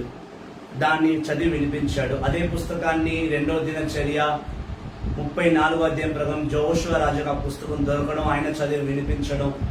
అదే పుస్తకాన్ని నెహెమ్యా గ్రంథం 8వ అధ్యాయం ప్రకారం ఎజ్రా బోధించడం. ఇప్పుడు యేసుక్రీస్తు కాలం, అదే యేసుక్రీస్తు కాలంలో ఆయన తండ్రిని యెహోవా ఇచ్చిన నిబంధన పుస్తకమును యేసుక్రీస్తు తీసుకొని ఆలయంలో నిలబడి, ఇప్పుడు బైబిల్ ఇట్లుంది. ఇప్పుడు బైబిల్ ఇలా ఉంది, అప్పుడు ఇలా లేకుండే, చుట్ట అంటారు దాన్ని, ఇలా రోలింగ్ లో ఉంటుంది. మీరు పాత సినిమాలో చూస్తే అందులో రాజులు ఆ చుట్టను తెరిచి చదువుతుంటారు, బట్ట చుట్ట అంటారు. బట్ట చుట్ట, బట్ట మీద రాసి దాన్ని చుట్టి పెట్టేవారు. బైబిల్ స్క్రోల్ అంటారు. ఏమంటారు? బైబిల్ స్క్రోల్, చుట్ట అంటారు. అంటే మోషే ధర్మశాస్త్రం యేసుప్రభు ఆలయానికి వచ్చి సాబత్ దినం అనగా శనివారము ఆదివారం మన దృష్టిలో, దాని ప్రకారం ఆలయానికి వచ్చి మోషే ధర్మశాస్త్రాన్ని తీసుకొని యేసయ్య వాక్యాన్ని చదివి వినిపించాడు. అది ఏ వాక్యం చదివి వినిపించాడంటే, ఇదిగో దేవుని ఆత్మ నాపై ఉన్నది, నన్ను దేవుడు తన ఆత్మచే ఎన్నుకున్నాడు, బంధింపబడిన వారికి విడుదల ఇవ్వాలనియు మరియు గుడ్డి వారికి చూపు ఇవ్వాలనియు మరియు దేవుని ఆత్మయందు సమస్తము మేలు చేయవలను అనే ఒక వాక్యాన్ని యేసు తీసి చదివి బోధించాడు. అంటే యేసుక్రీస్తు మోషే ధర్మశాస్త్రాన్ని చదివారు కాబట్టే తన తల్లి అగు మరియమ్మ, ఏ మరియమ్మ? సర్వసాధారణమైన స్త్రీ అనుబడు అజ్ఞాన స్త్రీలారా, పురుషులారా, మరియమాతను ఎవరైతే సర్వసాధారణ స్త్రీ అంటున్నారో, ఓ అజ్ఞానపు బ్రదర్లారా, సిస్టర్లారా, లూకాసు వార్త 2వ అధ్యాయము 50-51 వచనంలో మరియమాత యేసుక్రీస్తుకు అన్ని ఆత్మీయంగా శారీరకంగా నేర్పించిన అదే నేర్పును యేసుక్రీస్తు అనుసరించి ఆ నేర్పులన్నీ కూడా ఆయన ఈ ఆలయంలో బోధిస్తున్నాడు. ఇప్పుడు నేను చదివిన వాక్యం అంటే యేసుక్రీస్తు బోధించిన వాక్యం ఎక్కడుందంటే యెషయా గ్రంథము 61వ అధ్యాయం. ఇప్పుడు నేను లూకాసు సువార్తలో 4వ అధ్యాయంలో యేసుక్రీస్తు మోషే ధర్మశాస్త్రం తీసుకొని వాక్యాన్ని బోధించానని చెప్పాను కదా, ఆ వాక్యం మరి పాత నిబంధనలు ఎక్కడ ఉందంటే యెషయా 61:1-2. నిజంగా నేను చెప్తున్నా, దేవునికి ఎన్ని స్తోత్రము. నాకు ఎంత ఓపిక ఇచ్చిండు, ఎంత మెమరీ పవర్ ఇచ్చిండు, దేవునికి స్తోత్రం. ఎంత ధైర్యం ఇచ్చిండు ఉన్నదని చెప్పడానికి దేవునికి స్తోత్రం. ఎంత ఓపిక తెచ్చుకొని నేను ఎంత క్లారిటీగా నేను వాక్యాన్ని బోధిస్తున్నాను. నిజంగా తండ్రిని యెహోవా నన్ను ఇంత గొప్పగా దీవించినందుకు నీకు స్తోత్రం నాయన. నాకు ఎంత మంచి జ్ఞానం ఇచ్చినందుకు తండ్రి ప్రభా, పరలోకానికి రాగానే ముందు నీ పాదాలు పట్టుకొని నేను వేడుకుంటాను ప్రభా. తండ్రి నాకు ఎంత గొప్ప అవకాశం ఇచ్చాను, ఎంత బలపరిచినందుకు స్తోత్రం నాయన. ఒక్క అక్షరం కూడా పొల్లుపోకుండా నన్ను ఎట్లా ప్రిపేర్ చేసి నిలబెట్టించావంటే నిజంగా నీకు స్తోత్రం స్తోత్రం స్తోత్రం స్తోత్రం స్తోత్రం నాయన. ఇంత గొప్ప జ్ఞానం నాకు ఇచ్చినందుకు ప్రభా నీకు స్తోత్రం నాయన. దేవునికి స్తోత్రం చెప్పాలి. హౌ క్లారిటీ అయ్యాం. నాకే అనిపిస్తుంది ఎంత ట్రాన్స్పరెంట్ గా బోధిస్తున్నాను నేను. అర్థం ఎట్లయితే నాకు తెలియదు మరి. యెషయా గ్రంథం 61వ అధ్యాయం 1వ వచనం. ప్రభువైన యావే నన్ను అభిషేకించెను, ఆయన ఆత్మ నాపై ఉన్నది, పేదలకు శుభవార్తను ప్రకటించుటకు, వృద్ధులకు వేదన నొందిన వారికి దృఢపరచుటకును, చెరలోనున్న వారికి విడుదలను, బంధింపబడిన వారికి విముక్తిని ప్రకటించుటకు ఆయన నన్ను పంపెను. యేసుక్రీస్తు చదివిన బోధించిన బోధన యెషయా పుస్తకంలో ఉంది. యెషయా 61:1-2 వచనంలో రాయబడి ఉంది. ఇప్పుడు మళ్ళీ అదే యెషయా పుస్తకం మన లూకాలో ఉందా? కన్ఫర్మ్ చేసుకో ఒకసారి. లూకా 4 చదువు. లూకాసు యేసుక్రీస్తు బోధించింది మళ్ళీ చదువు ఒకసారి ప్రజలకు అర్థం అవడానికి. 16వ వచనం నుంచి కంటిన్యూ చదువు. లూకాసు వార్త 4వ అధ్యాయము 16వ వచనము. తరువాత యేసు తను పెరిగి పెద్దవాడైన నజరేతునకు వచ్చి అలవాటు చొప్పున విశ్రాంతి దినమున ప్రార్థన మందిరమునకు వెళ్ళెను. అచట ఆయన చదువుటకు నిలుచుండగా మోషే ప్రవక్త గ్రంథమును ఆయనకు మోషే ప్రవక్త గ్రంథమును యేసుక్రీస్తు అందించెను. యేసుక్రీస్తు కూడా బైబిల్ని 2 ముక్కలు చేయలేదు. యేసుక్రీస్తు మోషే ధర్మశాస్త్రాన్ని వాళ్ళ తల్లి దగ్గర చదువుకున్నారు, మరియ తల్లి దగ్గర చదువుకున్నారు. దేవుని ఆత్మ అతనిలో ఉండింది. యేసుక్రీస్తు మానవ శరీరం ఉన్నప్పటికీ కూడా పరలోకం కొరకు తప్పించేవాడు, తన తండ్రి ఆత్మను పొందినవారు. ఆయన బహు గొప్పగా మోషే ధర్మశాస్త్రాన్ని ఆలయంలో చదివి వినిపించాడు. అంటే పాత నిబంధన వచ్చే వరకు బైబిల్ ఎక్కడ 2 ముక్కలు అవ్వలేదు. నూతన నిబంధన అనగా యేసుక్రీస్తు పుట్టుక, యేసుక్రీస్తు మరణం తర్వాత కూడా బైబిల్ ఎక్కడ రెండు ముక్కలు జరగలేదు. Bible was not separated up to Johne's the gospel, up to Johne's the revolution. I'm sorry. ప్రకటన గ్రంథం వరకు కూడా మోషే ఏం చెప్పాడో అదే ప్రవక్తలు పాటించారు, అదే యేసయ్య బోధించారు. ఆయన బోధించతో పాటు యేసయ్య ఏమేమి చెప్పారో అవన్నీ కూడా మత్తయి, మార్కు, లూకు, యోహాను రాశారు. అదే రాసిన దాన్ని బట్టి పౌలు దాన్ని చదువుకుంటూ వచ్చాడు. పౌలు కొన్ని విషయాలు మళ్ళీ ప్రభు నామంలో నడిపించాడు. యేసు ప్రభు నామంలో ఆయన లెటర్స్ పెట్టాడు. మళ్ళీ లాస్ట్ లో జాన్ ప్రకారం, యోహాను ప్రకారము దేవుడు యోహాని ఆత్మను బలపరిచి యోహాను ద్వారా యేసుక్రీస్తు రెండవ రాకడ కూడా ఆయన రాయించాడు. మరి ఇక్కడి వరకు ఒంటిగా ఉన్న బైబిల్ సడన్ గా రెండు ముక్కలు ఎందుకయింది? ఆది కాండంలో ఉన్న అబ్రహాము,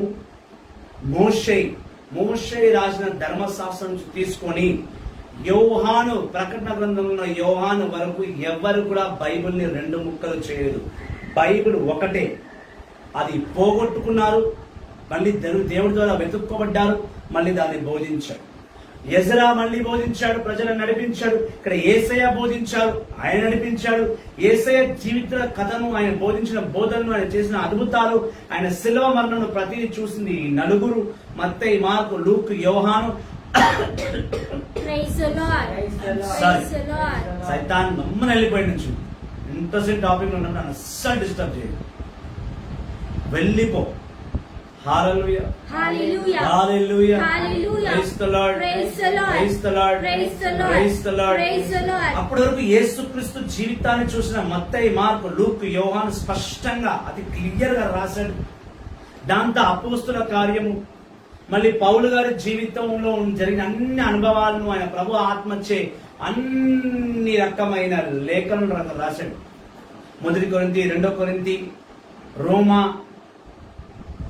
1 దశలోనికై, 2 దశలోనికై, 1 తిమోతి, 2 తిమోతి, కొలిషన్లు, Jacob, 1 Peter, 2 Peter, 1 John, 2 John, 3 John, అన్ని 26 లేఖనాలను 26 లెటర్స్ రాసి తను ప్రభు సేవను చేశాడు. యోహాను ద్వారా జాన్ ది గాస్పెల్, ఎవరైతే జాన్ ది గాస్పెల్ రాశాడో ఆ వ్యక్తియే ఆ యేసుక్రీస్తుని మరణాన్ని కళ్ళతో చూసిన అదే జాన్ ది గాస్పెల్ ప్రకటన గ్రంథం రాశాడు. ఇక్కడ వరకు బైబిల్ ఒకటే.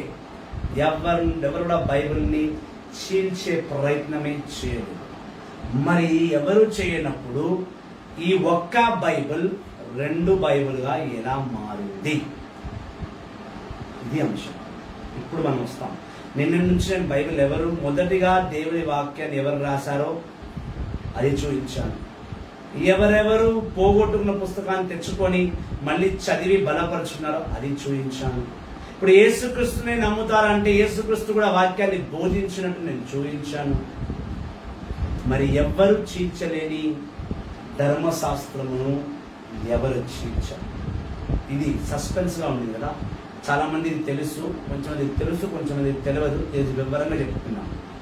రోమన్ క్యాథలిక్ వారు కంప్లీట్ బైబిల్ పాటిస్తారు. కంప్లీట్ ఒక్క పుస్తకం వద్దరు, ఒక్క పుస్తకం. రోమన్ క్యాథలిక్ చర్చ్ లో ఉన్న Bible it's a complete Bible. ఇందులో ఏది తీయబడలా.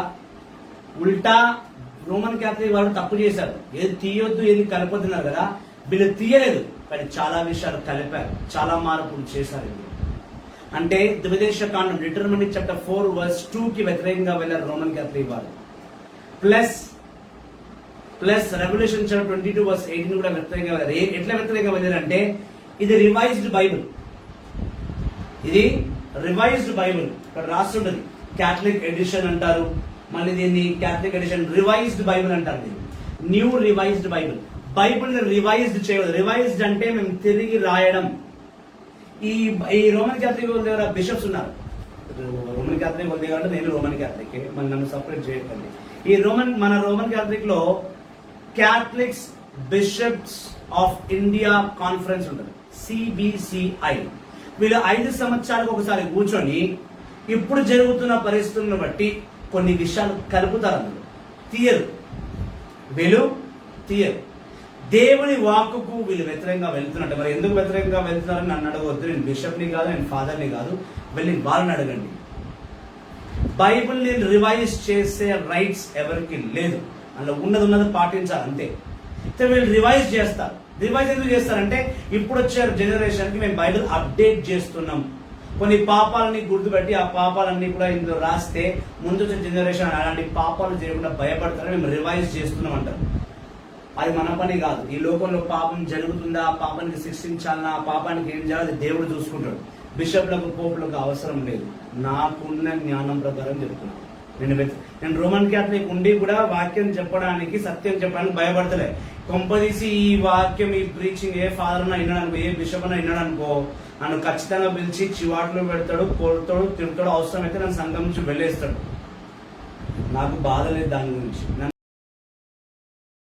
నన్ను సంఘం నుంచి వెళ్ళేసే అధికారం వీళ్ళకెవరికి లేదు, నా దేవుడికే ఉంది. సో నేను భయపడ్ను, ఉన్నది చెప్పాలా నేను చెప్తున్నాను.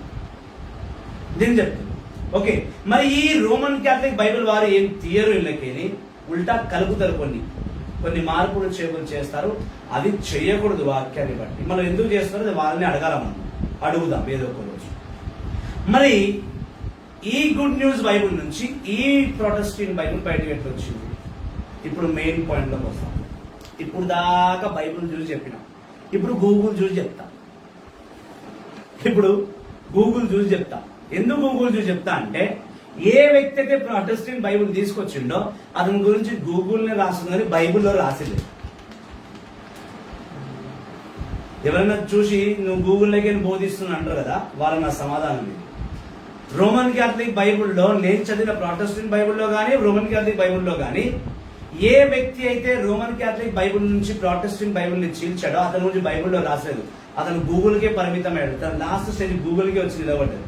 సో గూగుల్ నుంచే తీసి చదవాలి కదా. అదే గూగుల్లో నేను రీసెర్చ్ ఏం చేసిన అంటే, మార్టిన్ లూథర్ ఇతను నవంబర్ 10వ తారీఖున 1983లో జర్మనీలో పుట్టాడు. మార్టిన్ లూథర్ అనే వ్యక్తి నవంబర్ 10, 1483లో జర్మనీలో పుట్టాడు. పుట్టిన తర్వాత అతను అంటే అప్పుడు 1483 అంటే అది 16వ సెంచరీ, 16th సెంచరీలో పుట్టాడు. పుట్టిన తర్వాత ఇతను ఏం చేశాడు, తను లూథరన్ ఎస్తబిన్లో పుట్టాడు. తను 1488 నుండి 1497 వరకు చదువుకున్నాడు జర్మనీలో. చదువుకోవడం కాక తనని బాగా ఆకర్షించిన విషయాలు ఏంటంటే 10 ఆజ్ఞలు, అపోస్టల్ క్రీడ్ అంటే I believe in God the father almighty creator of heaven and earth. దీంట్లో ఏమంటారు? విశ్వాస ప్రార్థన. ఈ కింగ్ లూథరను రోమన్ క్యాథలిక్, ప్రొటెస్టెంట్ కాదు. ఈ కింగ్ లూథరన్ చదువుకున్నప్పుడు ఇతనికి 10 ఆజ్ఞలు బాగా ఇష్టమైంది. ప్లస్ అపోస్టల్ క్రీడ్, విశ్వాస ప్రార్థన బాగా చెప్పేవాడు. విశ్వాస ప్రార్థన రోమన్ క్యాథలిక్ చర్చ్ రాసింది. బైబిల్ వచనాలు తీసుకొని ఐ బిలీవ్ ఇన్ గాడ్ రాశారు. నేను దీని మీద ఒక టాపిక్ వస్తున్నా తొందరలోనే. ఎన్ని టాపిక్ల మీద వస్తాను, ఐఎమ్ రెడీ. ప్రైజ్ లా. ఐ బిలీవ్ ఇన్ గాడ్ తనకు బాగా ఇష్టం. Plus morning prayer, evening prayer, ఉదయం ప్రార్థన, సాయంకాల ప్రార్థన అంటే చాలా ఇష్టం. అయితే కింగ్ లూథర్ దగ్గర ఇంకో ఇంట్రెస్ట్ ఏంటంటే, తన heart student. Arts and science అంటారు కదా, బొమ్మలు గీస్తాడు. మంచి పెయింటర్ ఈ మార్టిన్ లూథర్. మా టీన లెక్క. మా టీన 5 నిమిషాలు 10 నిమిషాలు ఏం చూసినా దించేస్తారు. మా కోడలు, మా టీం మెంబర్, చాలా మంచి ఆర్టిస్ట్ ఆయన. అయితే ఈయన ఒక గొప్ప ఆర్టిస్ట్. 1502లో 1502లో తను ఆర్టిస్ట్ లో బ్యాచిలర్ ఆఫ్ ఆర్టిస్ట్ అని ఒక గొప్ప డిగ్రీ సంపాదించాడు ఈ కింగ్ లూథరన్. ఇక్కడ వరకు అతను రోమన్ క్యాథలిక్ గానే కొనసాగించిండా, ఎక్కడ ప్రొటెస్టెంట్ మాట తీసుకురాలేదు. ఆయన రోమన్ క్యాథలిక్. ఇంకా విచిత్రం మీ నేను గురించి. అయితే కింగ్ లూథరన్ వాళ్ళ తండ్రి కోరిక ప్రకారము, తన తండ్రి కింగ్ లూథరన్ చెప్పాడు, కింగ్ లూథరన్ నేను చనిపోతూ నాకు చాలా కోరిక, నువ్వు 3 గొప్ప పట్టాలు చదవాలి, 3 గొప్ప డిగ్రీలు తెచ్చుకోవాలి. ఎందుకు అంటే లా అంటే చట్టంలో నువ్వు మంచి చదువుకోవాలి, డిగ్రీ తెచ్చుకోవాలి. రెండోది మెడికల్లో నువ్వు బాగా చదువుకొని నువ్వు డిగ్రీ తెచ్చుకోవాలి. మూడోది థియాలజీ అంటే ప్రీస్టుడ్, ఫాదర్ చదవాలి. ఇప్పుడు ఫాదర్ చదువుతున్నాడు, డాక్టర్ చదువుతున్నాడు, లాయర్ చదువు. అప్పుడు అట్లా కాదు, ఒక్కొక్కరు 3 డిగ్రీలు చదివినంత గొప్ప శక్తి దేవుడు ఇచ్చాడు. అయితే కింగ్ లూథరన్ తండ్రి తనను కోరాడు ఏమని, నువ్వు చట్టాన్ని చదవాలి, మెడిసిన్ చదవాలి, ప్లస్ ప్రీస్ట్ వుడ్, దేవుణ్ణి కూడా నువ్వు చదువుకోవాలి. ఒక మనిషికి 3 అవసరం. దైవత్వమైన విశ్వాసం అవసరం, ఆ మనిషిని నడిపించడానికి చట్టం అవసరం, ప్లస్ ఆ మనిషికి ఏమైనా ప్రాబ్లం వస్తే మందులు కావాలి, ఆరోగ్యం కావాలి. సో ఈ 3 గొప్పవి. ఒక మనిషికి 3 కావాలి. అదే 3 నువ్వు చదువుకోమని చెప్పి అతనికి చెప్పాడు వాళ్ళ నాన్న. ఎప్పుడు? జూలై 17, 1505 తన తండ్రి తన కొడుకుని అడిగాడు, నువ్వు 3 పట్టాలు చదువు. ఒకటి లా, రెండవది మెడిసిన్, మూడవది థియాలజీ, ఫాదర్ చదువు. లూథరన్ ఏం చేశాడు, సరే నాన్న నీ కోరిక నేను ఎందుకు కాదనకూడదు. అప్పటికి లూథరన్ రోమన్ క్యాథలిక్, వాళ్ళ నాన్న కూడా రోమన్ క్యాథలిక్. జర్మన్లో పుట్టారు వీళ్ళు, జర్మన్లో పెరిగాడు ఆయన ఏం చేసిండు, 1505 వాళ్ళ నాన్నగా కోరిక కోరితే ఈయన 1506 వచ్చేసరికి ఈయన ప్రీస్ట్ చదువులో ముందు వెళ్ళాడు. ఫస్ట్ దేవుని తెలుసుకుంటా అని ఆయన ప్రీస్ట్ అయ్యిండు. మంచిగా గూగుల్ ఎవరైనా సర్చ్ చేసి చూసుకోండి. King Lutheran first holy mass, మొదటి దివ్య బలి పూజ, హోలీ మాస్ ని మే మాసము 1507 month of May. Month of May అంటే ఎవరి మాసం అది? మదర్ మేరీ మాసం, అంతేనా? మన రోమన్ క్యాథలిక్ చర్చ్ కదా, వెరీ గుడ్ మామ. అయితే మదర్ మేరీ మాసమైన మే మాసము 1507. చూడండి, 1502లో అతను పై చదువు చదువుకున్నాడు. 1505లో తను 3 పట్టాలు చదువుకోవాలనుకున్నాడు. మొదటి పట్టం థియాలజీ ఇంపార్టెంట్ అనుకుని వచ్చేసాడు. అయితే ఇక్కడ నేను ఎక్కడ కన్ఫ్యూజ్ అయినా అంటే 1505, 1505, 1507, 1506లో కూడా 2 సంవత్సరాలకి తన ఫాదర్ చదువుకున్నాడు అనేది నాకు ఇప్పటికీ డౌటే. మరి గూగుల్ చరిత్ర అట్లా చెప్తుంది. ఆయన మొదటి దివ్యబలి పూజ వేసింది మే 1507, అంటే తను 2 సంవత్సరాలు చదువుకున్నాడు. 1505లో మార్టిన్ లూథర్ని వాళ్ళ నాన్న, నువ్వు ఈ 3 చదువుకోవాలి, లా, మెడిసిన్, థియాలజీ, అంటే ఫాదర్ చదువుకోవాలని కోరింది. ఈయన 1507 వచ్చారు, కానీ 2 సంవత్సరాలకే ఆయన ప్రీస్ట్ ఫస్ట్ మాస్ వేసేసింది. మరి అప్పట్లో సిస్టమ్ ఎట్లా ఉండేది, ఫాదర్ చెప్పాలా, నేను ఫాదర్ చదువుకోలే, నాకు తెలియని దాన్ని తెలియదని ఖచ్చితంగా చెప్తా, తెలిసిన దాన్ని తెలిసిందని చెప్తా, ఇది కన్ఫామ్. అయితే మరి తెలియనప్పుడు ఎందుకు బోధిస్తున్నారు అబ్బాయి అంటే, బైబిల్ ఎట్లా విడిపోయింది అది చెప్తున్నారు అబ్బాయి అంటారు. మరి ప్రైజ్ అలాట్ బై అన్నామా నేను, బై అంటే బ్రదర్. మళ్ళీ మీకు లాంగ్వేజ్ ప్రాబ్లమ్, మీకు తెలియదు, తెలిసిన చంపుతుంటారు. ఇవాళ రేపు భయ్య అంటే బూత్ అయిపోయింది. అప్పట్లో భయ్య అంటే అన్న. ఇప్పుడు చెన్నైకి పోతే ఏం హిందూ బ్రదర్ నాకు ముస్లిం అని, ఏం జమీర్ భాయ్ ఎన్నా బా, జమీర్ భాయ్ సాప్టింగ్లా ఎనా బాయి, இன்னைக்கு என்ன பிரியாணி, இதெல்லாம் கல்ச்சர். இங்க தெலுங்கானால போயிடுச்சு, சென்னை ஆந்திரால போயிடுச்சு. ஓகே, சென்னையில போல இப்போதுக்கு முசல்மான பார்த்தா பாய் ఇంత బాయ్, అరే భయ్య అవ్వదు, ఇంకా భయ్య అవుతారు. హల్లెలూయా. వాక్యంతో పాటు భాష కూడా నేర్పించాల్సి వస్తుంది. ఇది కూడా ఆశీర్వాదం అనుకున్నాం దేవుని నామములో. హల్లెలూయా. అయితే ఈ కింగ్ లూథరన్ ఫాదర్ చదువుకొని మాస్ వేసుకుంటూ రోమన్ క్యాథలిక్ గానే ఉన్నాడు. సడన్ గా 1511 చూడండి, 1507లో ఆయన మాస్ వేసిండు, ఫాదర్ డ్రెస్ వేసుకొని. 1711లో పోప్ జూలియస్ టూను ఈ కింగ్ లూథరన్ వెళ్ళి ప్రశ్నించాడు. ఏమని? మన రోమన్ క్యాథలిక్ సంఘంలో దైవత్వం లేదు అంటే రోమన్ క్యాథలిక్ లో దైవత్వం లేదు అంటే ఏంటి అర్థం? దాన్ని ఇక్కడ 10 నిమిషాలు మాట్లాడదాం. ఇప్పటికీ రోమన్ క్యాథలిక్ ప్రజల్లో విశ్వాసం ఉంది కానీ రక్షణ లేదు. ఇప్పటికీ ఇది నింద కాదు, ఎవరైనా నింద వేయట్లేదు, మనం సరిదిద్దుకోవాలి. అయితే మీరు అడగాల, విశ్వాసం ఏంది, రక్షణ ఏంది అని అంటే, విశ్వాసం దేవుణ్ణి గట్టిగా నమ్మడం, రక్షణ అంటే ప్రభుని వెంబడించు.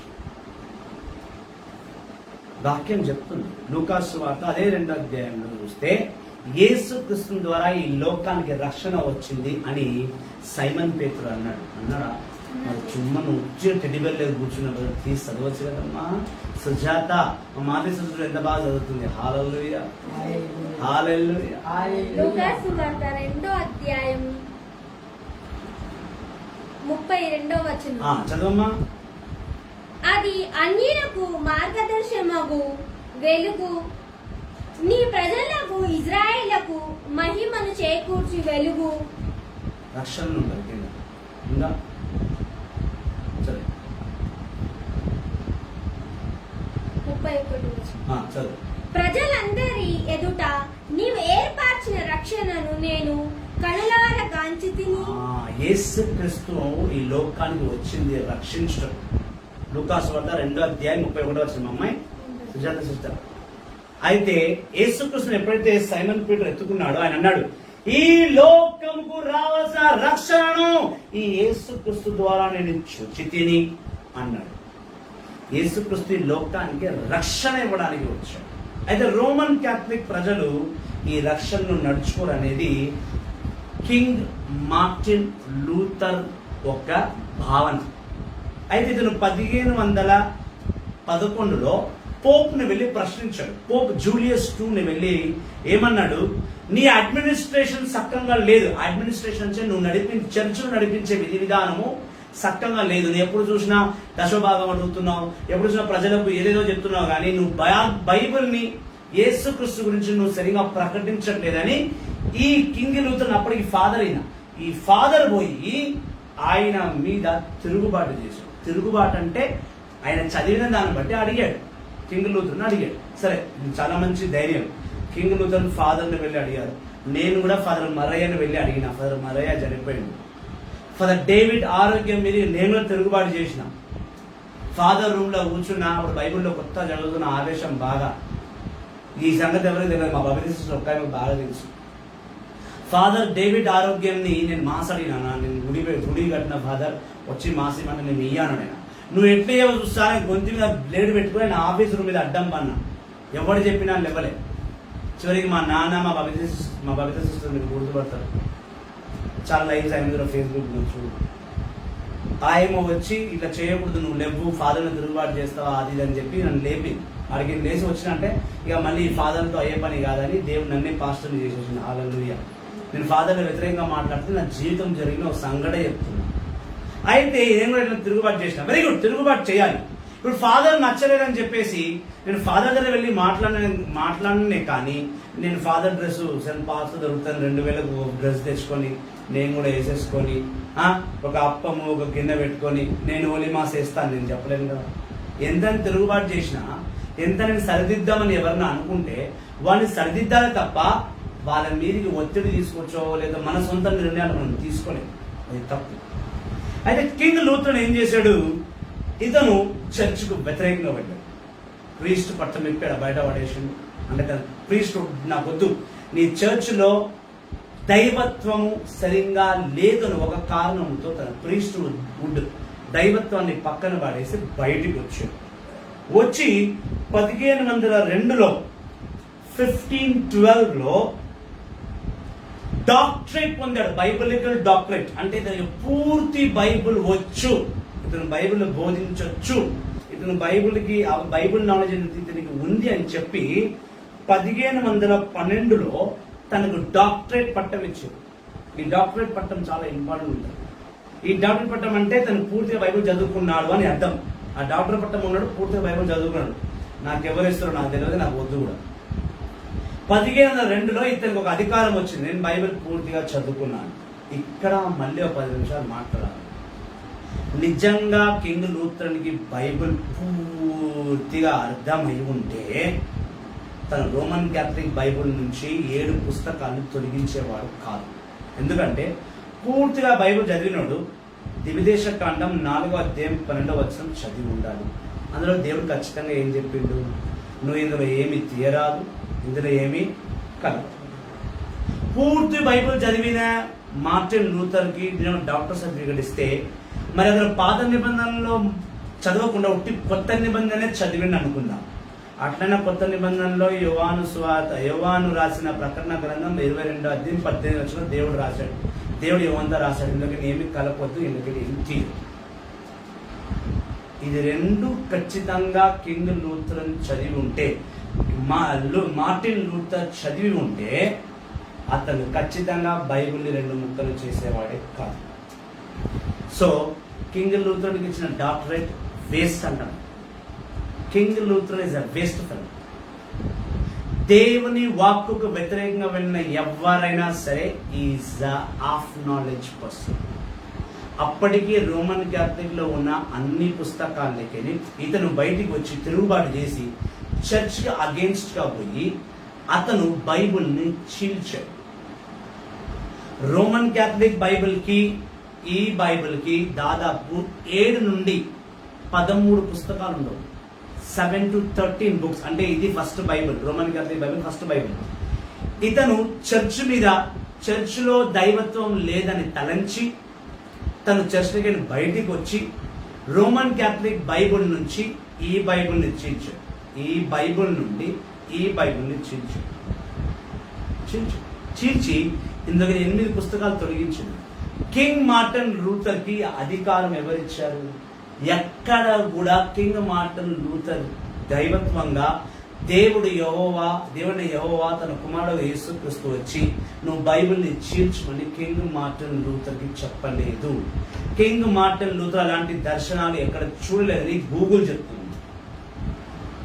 ఇంకోటి, కింగ్ లూథర్ గురించి నేను స్టడీ చేస్తున్నప్పుడు నాకు బాగా ఏమర్థమైందంటే, తను అంట రోమా పత్రిక 1వ అధ్యాయము 17వ వచనం చదివి బైబిల్ని చీల్చాడు. రోమన్స్ బుక్ ఆఫ్ రోమన్స్ లోకి 1518లో తను చర్చ్తో పోరాడుతున్నాడు. కింగ్ మార్టిన్ లూథర్ చర్చ్తో పోరాడుతుంటే బిషప్ పోపులు కలిసి తనకు ఒక బల్ అనే ఒక లెటర్ ఇచ్చాడు. బల్ అంటే నువ్వు చర్చ్కు వ్యతిరేకంగా వెళ్తున్నావు, అలా వెళ్ళకు. ఒకవేళ చర్చ్లో ఏదైనా మార్పులు చేయాలనుకుంటే నువ్వు రా. కింగ్ మార్టిన్ లూథర్ ఏమంటాడు? చర్చ్లో కొన్ని జరుగుతున్నాయి, అందులో దైవత్వం లేదు, మీరు ఆపండి అని చర్చ్ మీద తిరగబడ్డాడు. Very good, తిరగబడ్డాడు. తను బైబిల్ చదువుకున్నాడు, తనకు పట్టం వచ్చింది, తన చర్చ్లో మార్పు తీసుకురావాలనుకున్నాడు. మంచిదే, అక్కడ వరకు కింగ్ లూథర్ బాగానే చేశాడు. బిషప్లతో ఫాదర్లతో కూర్చొని ఆయన పోరాటం చేసేదండి. అవసరమైతే ఆ బిషప్ ని తీసి ఆ పోపుని తీసి వేరే పోపుని అపాయింట్ చేసేంతగా కొట్లాడేది. మార్టిన్ లూథర్ చేయలేదు. చేయకపోతే అతను ఏమంటాడు? రోమన్ క్యాథలిక్ చర్చిలో రక్షణ లేదు, ప్రభు రక్షించడానికి వచ్చాడు, ఆయన చనిపోయాడు, కానీ రోమన్ క్యాథలిక్ చర్చిలో రక్షణ లేదు, నేను రక్షణ తీసుకొస్తా అన్నాడు. కింగ్ మార్టిన్ లూథర్కి ఎవరు అధికారం ఇచ్చారు రక్షణ తీసుకురావడానికి? అయితే ఇక్కడ కొంతమంది నన్ను అడగవచ్చు, మరి ఫాదర్లకు ఎవరు ఇచ్చాడు అంటే, బాగా వెళ్ళి బైబిల్ మళ్ళీ చదవండి. నిర్గమకాండంలో నిర్గమకాండం 19వ అధ్యాయంలో దేవుడు మోషే ద్వారా లేవి గోత్రం ఉన్న ప్రీస్ట్స్ ని ఎన్నుకున్నాడు. ఎక్సోడస్ చాప్టర్ 19లో ఎన్నుకొని ఆ ప్రీస్ట్స్ ద్వారా ఆలయంలో నిర్మించే ప్రీస్ట్ల కొరకు ఒక పుస్తకం రాసింది, బుక్ ఆఫ్ లెవిటీస్. ఏమంటారు దాన్ని? జోరు. గురువులు ఏం చేయాలి, గురువులు ఏం చేయొద్దు అని స్పష్టంగా లేవియా కాండంలో రాసి ఉంది. యేసుక్రీస్తుని కూడా ప్రధాన యాజకుడు అన్నాడు పౌలు. Jesus is the high priest, is the chief priest అన్నాడు పౌలు. యేసుక్రీస్తుని ప్రధాన యాజకుడితో పోల్చాడు. ఇదే రోమా పత్రికలో. అయితే చర్చ్ లో రక్షణ లేదని ఒక కారణంతో చర్చిని మార్చక ఇతను కొత్త చర్చిని సృష్టించాడు, ప్రొటెస్టెంట్. ఈ ప్రొటెస్టెంట్ ఒక అర్థం ఏమి? దాన్ని చీలుద్దాం. ఆ ప్రొటెస్టెంట్ అనే వర్డ్ ని చీలుద్దాం. మీరు ఒకసారి praise the Lord, praise the Lord, praise the Lord, praise the Lord, hallelujah, hallelujah, hallelujah, యేసువా వందనం, యేసువా స్తోత్రం, యేసువా స్తోత్రం, హల్లెలూయా, హల్లెలూయా. ఈ మార్టిన్ లూథర్ వచ్చి రోమన్ క్యాథలిక్ బైబిల్ నుండి ప్రొటెస్టెంట్ బైబిల్ ని చీల్చాడు. ఇందులో అన్ని రోమన్ క్యాథలిక్ పుస్తకంలో అందరి ప్రవక్తల గురించి రాస్తుంటారు. అందరి ప్రవక్త. ఇతను చర్చ్ లో రక్షణ లేదని ఇతను ప్రొటెస్టెంట్ అని ఒక కొత్త చర్చ్ స్టార్ట్ చేశాడు మార్టిన్ లూథర్. మార్టిన్ లూథర్ ఇక్కడే తప్పు చేశాడు. చర్చిని మార్చే అధికారము, చర్చిని మార్చే జ్ఞానం ఉన్నప్పటికీ ఆ చర్చ్ మారట్లేదనియో, ఆ చర్చిని మార్చలేమని ఇతనే ఒక కొత్త అవతారం తీసుకొని ప్రొటెస్టింగ్ అని వచ్చాడు. Do I spelling correct? Come in, say. Spell it.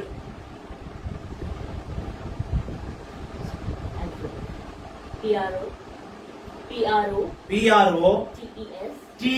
TEST. Protest. Protest అంటే చర్చ్ లో రక్షణ లేదని నేను ప్రొటెస్ట్ చేస్తున్నా. ప్రొటెస్ట్ ఇప్పుడు ఈ భాషలో ఇక్కడ తెలంగాణ ధర్నా అంటాం. తిరస్కరించడం, మీ విధి విధానాలు మాకు నచ్చట్లేదు కాబట్టి మేము దీనికి వ్యతిరేకంగా వెళుతున్నాం, మేము పోరాడుతున్నాం. పోరాటాన్నే ఇంగ్లీష్ లో ప్రొటెస్ట్ అంటారు. అందుకే కింగ్ లూథర్ ఏం చేశాడు? ప్రొటెస్టెంట్, క్రిస్టియన్, క్రిస్తునిలో మనం క్రిస్టియన్. ఇదేం చేశాడు కొత్తగా మార్టిన్ లూథర్? ప్రొటెస్టెంట్. ప్రొటెస్టెంట్ అంటే మేము ప్రొటెస్ట్ చేస్తున్నాం, చర్చ్ కి, రోమన్ క్యాథలిక్ చర్చ్ కి వ్యతిరేకంగా వెళ్తాం. ఈ చర్చ్ లో దైవత్వం లేదు, ఈ చర్చ్ లో మాకు రక్షణ కలగదని ఈ కింగ్ లూథరన్ ఈ కొత్త చర్చ్ ని స్థాపించి వాళ్ళకు ప్రొటెస్టీన్ అని ఇచ్చి, బైబిల్ని బాగా చదివాడు కదా, తను బైబిల్లో పట్టా పొందాడు కదా, సో ఆ పట్టాన్ని బేస్ చేసుకొని తను 7 నుంచి 12 పుస్తకాలు good new Roman Catholic Bible నుంచి తీసేసి తనకు కొత్త బైబిల్ని అచ్చు వేయించాడు. అంటే కింగ్ మార్టిన్ లూథర్ వాక్యానికి వ్యతిరేకంగా వెళ్ళాడు. ద్విదేశ కాండం 4వ అధ్యాయం 2వ వచనంలో దేవుడు మోషేకు చెప్పాడు, నేను ఇచ్చిన ధర్మ పుస్తకంలో నువ్వు ఏమి తీయరాదు, ఏమి కలపరాదు. 2వ రాకడ రాబోతున్న యేసు ప్రభు గురించి రాసిన యోహానుతో యేసుక్రీస్తు మరియు యెహోవా తండ్రి రాయించాడు. రెవల్యూషన్ చాప్టర్ 22:8 నువ్వు ఏమి తీయద్దు, ఏమి రాయద్దు. మరి కింగ్ లూథర్, మార్టిన్ లూథర్ కి అధికారం ఎవరిచ్చారు కొత్త బైబిల్ రాయడానికి? ఎక్కడో కింగ్ మార్టిన్ లూథర్ దేవునికి వ్యతిరేకంగా వెళ్ళాడు. ఇది గూగుల్ తల్లి చెప్తున్నది, మా మరియ తల్లి కూడా చెప్తున్నది.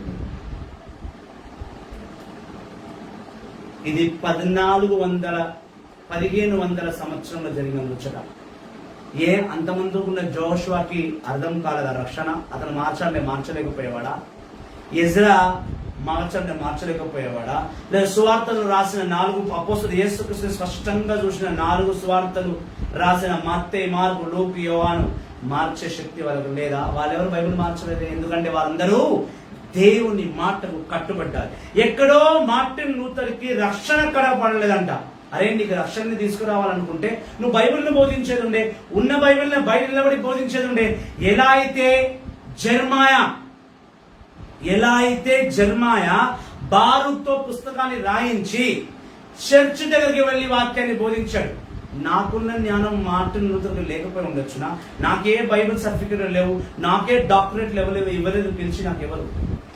దేవుడు ఒకనొక చోట ఎర్మియా గ్రంథంలో చర్చ్ లో వాక్యం సరిగ్గా బోధిస్తలేరు, చర్చ్ లో నిజంగా దేవుని మాటలు చెప్తలేరని దేవుడు జెర్మాయా దగ్గరికి వచ్చి జెర్మాయాతో చెప్పి ఒక పుస్తకం మళ్ళీ రాయించాడు. పుస్తకం అంటే బైబిల్, అదే బైబిల్లోనే బైబిల్ రాయించాడు. ఎన్నో అధ్యాయం ఉందమ్మాయి?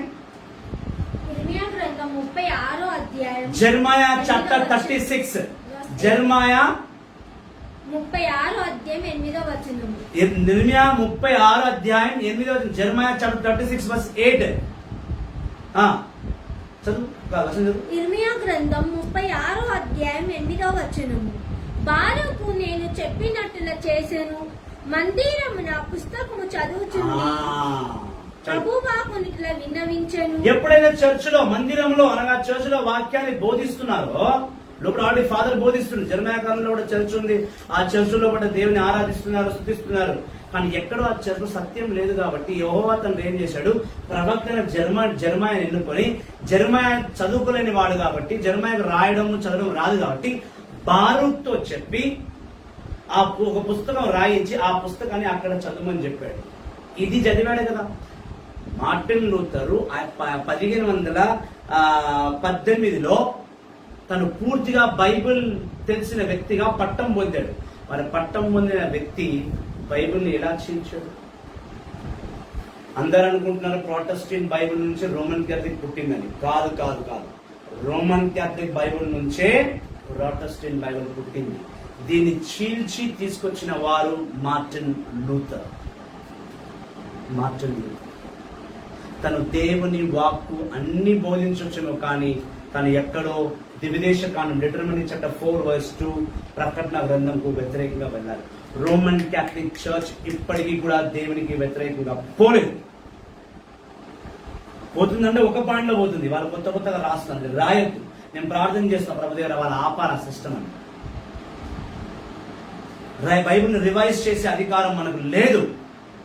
మళ్ళీ బైబిల్ అలగలగ్ కింగ్ జేమ్స్ వర్షన్, ఎన్జేవి ఇదొక వర్షన్. ఎవరు చెప్పారండి మీకు వర్జన్ మార్చమని? ఎవరిచ్చాడు అధికారం? ఎక్కడిచ్చారు? కింగ్ మార్టిన్ లూథర్ రక్షణ అనే పేరుతో ఆ చర్చిని మార్చే ధైర్యం లేక, ఇది చర్చ్ మా కింగ్ లూథర్ కన్నా దేవుని కన్నా కింగ్ లూథర్కి ఎక్కువ తెలుసా చర్చిలో రక్షణ లేదని? ఆ చర్చ రక్షణ లేకపోయి ఉంటే దేవుడు ఆ చర్చిని కూల్చేస్తాడేమో. He might be waiting for God's decision. King Martin Luther Bible ఎందుకు చీల్చాడు? 8 పుస్తకాల నుంచి 12 పుస్తకాల వరకు కింగ్ మార్టిన్ లూథర్ ఎందుకు తీశాడు? అతనికి ఎవడ అధికారం ఇచ్చాడు? చీల్చి క్రైస్తవత్వాన్ని 2 భాగాలుగా చీల్చాడు. కింగ్ మార్టిన్ లూథర్ తప్పు చేశాడు. చివరికి కింగ్ మార్టిన్ లూథర్ ఈ తప్పు చేసి ఎన్ని సంవత్సరాలు బతికింది తెలుసా నీకు? 1846 ఫిబ్రవరి 18 మార్టిన్ లూథర్ చనిపోయాడు. మార్టిన్ లూథర్ చనిపోతున్నప్పుడు నా వయసు 62. నిజంగా మార్టిన్ లూథర్ గొప్ప కార్యం చేసి ఉంటే తను కనీసం 100 సంవత్సరాలు బతుకుంటాడు. తన మరణాన్ని బట్టి చెప్తాను 62 ఇయర్సే. ఇప్పటికి ఊర్లలో పోయి చూడండి, కొంతమంది 82, 92 బతుకుతున్నారు. నిజంగా మార్టిన్ లూథర్ రక్షణ తీసుకురావాలనుకుని ఉంటే, కొత్త సాల్వేషన్ తీసుకురావాలని తను అనుకుని ఉంటే తను 100 సంవత్సరాలు బతికేవాడు. 62కు చనిపోయేవాడే కాదు. ఇది నాకు ఈ రోజు ఇట్లా అనిపించి చెప్తుంది. నాకు ఎక్కడో ఆత్మ చెప్తుంది అన్నమాట. అది ఎంత నిజమో ఎంత అబద్ధమో అది దేవుడు డిసైడ్ చేస్తాడు. నేను కింగ్ లూథర్ మరణం మీద విమర్శించినంత గొప్పటి వాడిని నేను కాను. At the same time king Luther చేసింది తప్పు అని కంఠాబద్ధంగా చెప్పగలుగుతాను. ఎందుకంటే నేను బైబిల్ చదువుకున్న దాన్ని బట్టి ద్విదేశ కాండం 4వ అధ్యాయం 2వ వచనం, ప్రకటన 22:18 ప్రకారం బైబిల్లో ఎటువంటి మార్పులు ఎవరు తీసుకురాకూడదు, బైబిల్లో రాయబడ్డ ఏ దాన్ని తొలగించకూడదని దేవుడు స్పష్టంగా చెప్పారు. అదే పాటించాలి. అదే కింగ్ లూథరన్కి చర్చ్ లో 3 లోపాలు కనిపించాయంట. 3 లోపాలు రోమన్ క్యాథలిక్ చర్చ్ అనగా రోమ్ లో 3 తప్పులు కనిపించాయంట. 1, విగ్రహారాధన చేస్తున్నామని కింగ్ మార్టిన్ లూథర్ గారికి కనిపించిందంట. 2, మరియమాతను ఆరాధిస్తున్నామని. 3, రక్షణ లేదని కనిపించిందంట. ఈ 3 రోమన్ క్యాథలిక్ చర్చ్ చేస్తుందా లేదా అనేది నేను రేపు బోధిస్తాను. అంటే చర్చ్ విగ్రహారాధన చేస్తుందా లేదా అని రేపు బోధిస్తా. మరియమాతను ఎందుకు మరియమాతను ఆరాధిస్తున్నామా లేదా అనేది ఆల్రెడీ నా ప్రీవియస్ వీడియోస్ చెప్పేసిన, మొన్న కూడా ఒక వీడియో చేసేసిన, కాబట్టి దాని గురించి నేను రేపు ప్రస్తావించను. 3, క్రైస్తవ చర్చ్ లో సాల్వేషన్ అనగా రోమన్ క్యాథలిక్ చర్చ్ లో రక్షణ లేదంటున్నాడు. రక్షణ ఉందా లేదా రేపు నేను చూపిస్తాను. ఒక Roman Catholic I challenge it. I will show there is a salvation in Roman Catholic Church. What King Luther has not seen, I have seen salvation in the church. I am a Roman Catholic boss. I belong to Roman Catholic Church.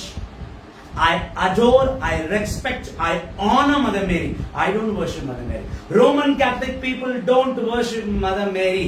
We say hallelujah. We don't say hallelujah, hallelujah. We say hallelujah, hallelujah. We don't say Ave Maria, Ave Maria, Ave Maria. People should realize this. ఈ king Martin కి church లో పెట్టిన కొన్ని rules నచ్చక church కు వ్యతిరేకంగా వెళ్ళి రక్షణ లేదని ఒక పాయింట్ మీద తను కొత్తగా ప్రొటెస్టెంట్ అనే ఒక సంఘం స్టార్ట్ చేసి, ఒక చర్చ్ స్టార్ట్ చేసేసి, బైబుల్ 2 ముక్కలు చేసి వాళ్ళ విధి విధానాలను బట్టి ఆయన పోతున్నాడు. ఆ మార్టిన్ లూథర్ చూపించిన అదే మాటలను ఇప్పటికీ కూడా ఈ ప్రొటెస్టెంట్ వాళ్ళు ఫాలో చేస్తున్నారు. అందరిని అంటారు. చాలా మంది ప్రొటెస్టెంట్ లో రోమన్ క్యాథలిక్ బైబుల్ చదివే వాళ్ళు ఉన్నారు. నాకు చాలా మంది తెలుసా. వాళ్ళు చేయడం ప్రొటెస్టెంట్ వచ్చారు కానీ బైబిల్ పూర్తిగా చదివి ఉన్నారు. అంతెందుకు ప్రొటెస్టెంట్ వారు బ్రదర్ దగ్గర వెళ్ళి ప్రార్థన చేసి దేవుడు అద్భుతాలు చేస్తున్నాడుగా. రోమన్ క్యాథలిక్ ఫాదర్ దగ్గరికి వెళ్ళి ప్రార్థన చేసి ప్రభు వింటున్నాడుగా. జంగా దేవుడు రక్షణ లేదు అని అనుకుంటే రోమన్ క్యాథలిక్ చర్చ్ లో అద్భుతాలు చేయడం మానేయాలి.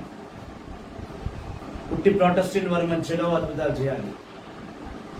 దేవుడు ఎక్కడ మనని నువ్వు చీల్చుకోబోయండి ఇద్దరికి అని చెప్పలేదు.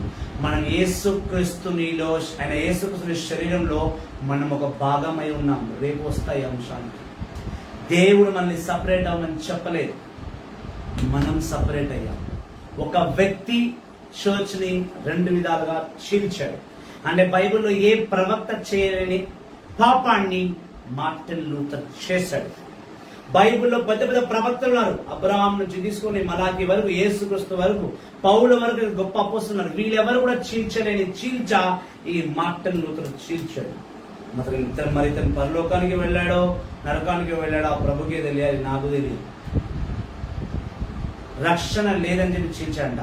నిజంగా మార్టిన్ లూథర్కి చర్చ్ లో రక్షణ కనబడకపోయి ఉంటే తను అదే చర్చ్ బయట బారూక్ లెక్క వాక్యాన్ని విప్పి బైబిల్ని, అదే రోమన్ క్యాథలిక్ బైబిల్ని చదివి, అతను ఆల్రెడీ బైబిల్ చదివి వచ్చిన పట్టాన్ని తెచ్చుకున్న గొప్ప జ్ఞానవంతుడు కాబట్టి ఫాదర్లకు వ్యతిరేకంగా బయట నిలబడి వాక్యాన్ని బోధించేది ఉండే.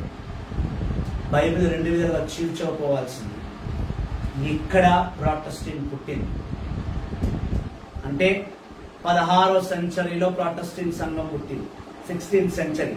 ఈ ప్రొటెస్టెంట్ తెచ్చిన వారు మార్టిన్ లూథర్. ఒప్పుకుంటా, ప్రొటెస్టెంట్ చాలా స్ట్రిక్ట్, వాక్యాన్ని బట్టే పోతారు. బొట్టు పెట్టుకోదంటే బొట్టు పెట్టుకోరు. రేపు మాట్లాడుకున్నాం, ఇప్పుడు చాలా టైం అయిపోయింది. రోమన్ క్యాథలిక్ కి ప్రొటెస్టెంట్ అందులో ఏముంది, ఇందులో ఆ చర్చిలో ఏమైతే ఈ చర్చిలో ఏమైతుంది అనేది మనం రేపు మాట్లాడుకుందాం. సో ఈరోజు దేవుడు నడిపించిన దాన్ని బట్టి దేవునికి స్తోత్రం తెలియపరచుకుంటూ, ప్రభువా బహు గొప్ప జ్ఞానం నాకు ఇచ్చిన దాన్ని బట్టి స్తోత్రం నాయన. ఈరోజు లైవ్ చాలా మంది రాలేదు, నేను చాలా డిసప్పాయింట్ అయ్యాను ప్రభా. ఆయన పర్వాలేదు తండ్రి. ఎజికేలుకు రాసిన లేఖ 2వ అధ్యాయం 5వ వచనం ప్రకారం ఎవరు విన్నా వినకపోయినా నువ్వు బోధించమన్నావు. నేను నీ వాక్యాన్ని బట్టి బోధిస్తున్నాను తండ్రి. ఇది ఎంతమంది చూస్తారో నాకు తెలియదు, కానీ నేను మాత్రం విన్నపిస్తున్నా. ఈ సత్యాన్ని ప్రతి బిడ్డ మధ్యలో తీసుకెళ్ళు. రోమన్ క్యాథలిక్ లో కానీ ప్రొటెస్టెంట్ లో కానీ ప్రతి ఒక్కరు కనివిప్పు కలిగి ప్రభుని సత్యమైన రక్షణ ప్రకారం జీవించురు కాక. ఆమేన్. యేసుని నామములో ఇంత జ్ఞానం ఇచ్చిన దాన్ని బట్టి దేవునికి స్తోత్రం. రేపు కలుసుకుందాం. వాక్యాన్ని షేర్ చేయండి, వాక్యాన్ని పంచండి, ఈ సత్యాన్ని ప్రతి ప్రజల్లోకి తీసుకెళ్ళండి. Thank you very much. God bless you.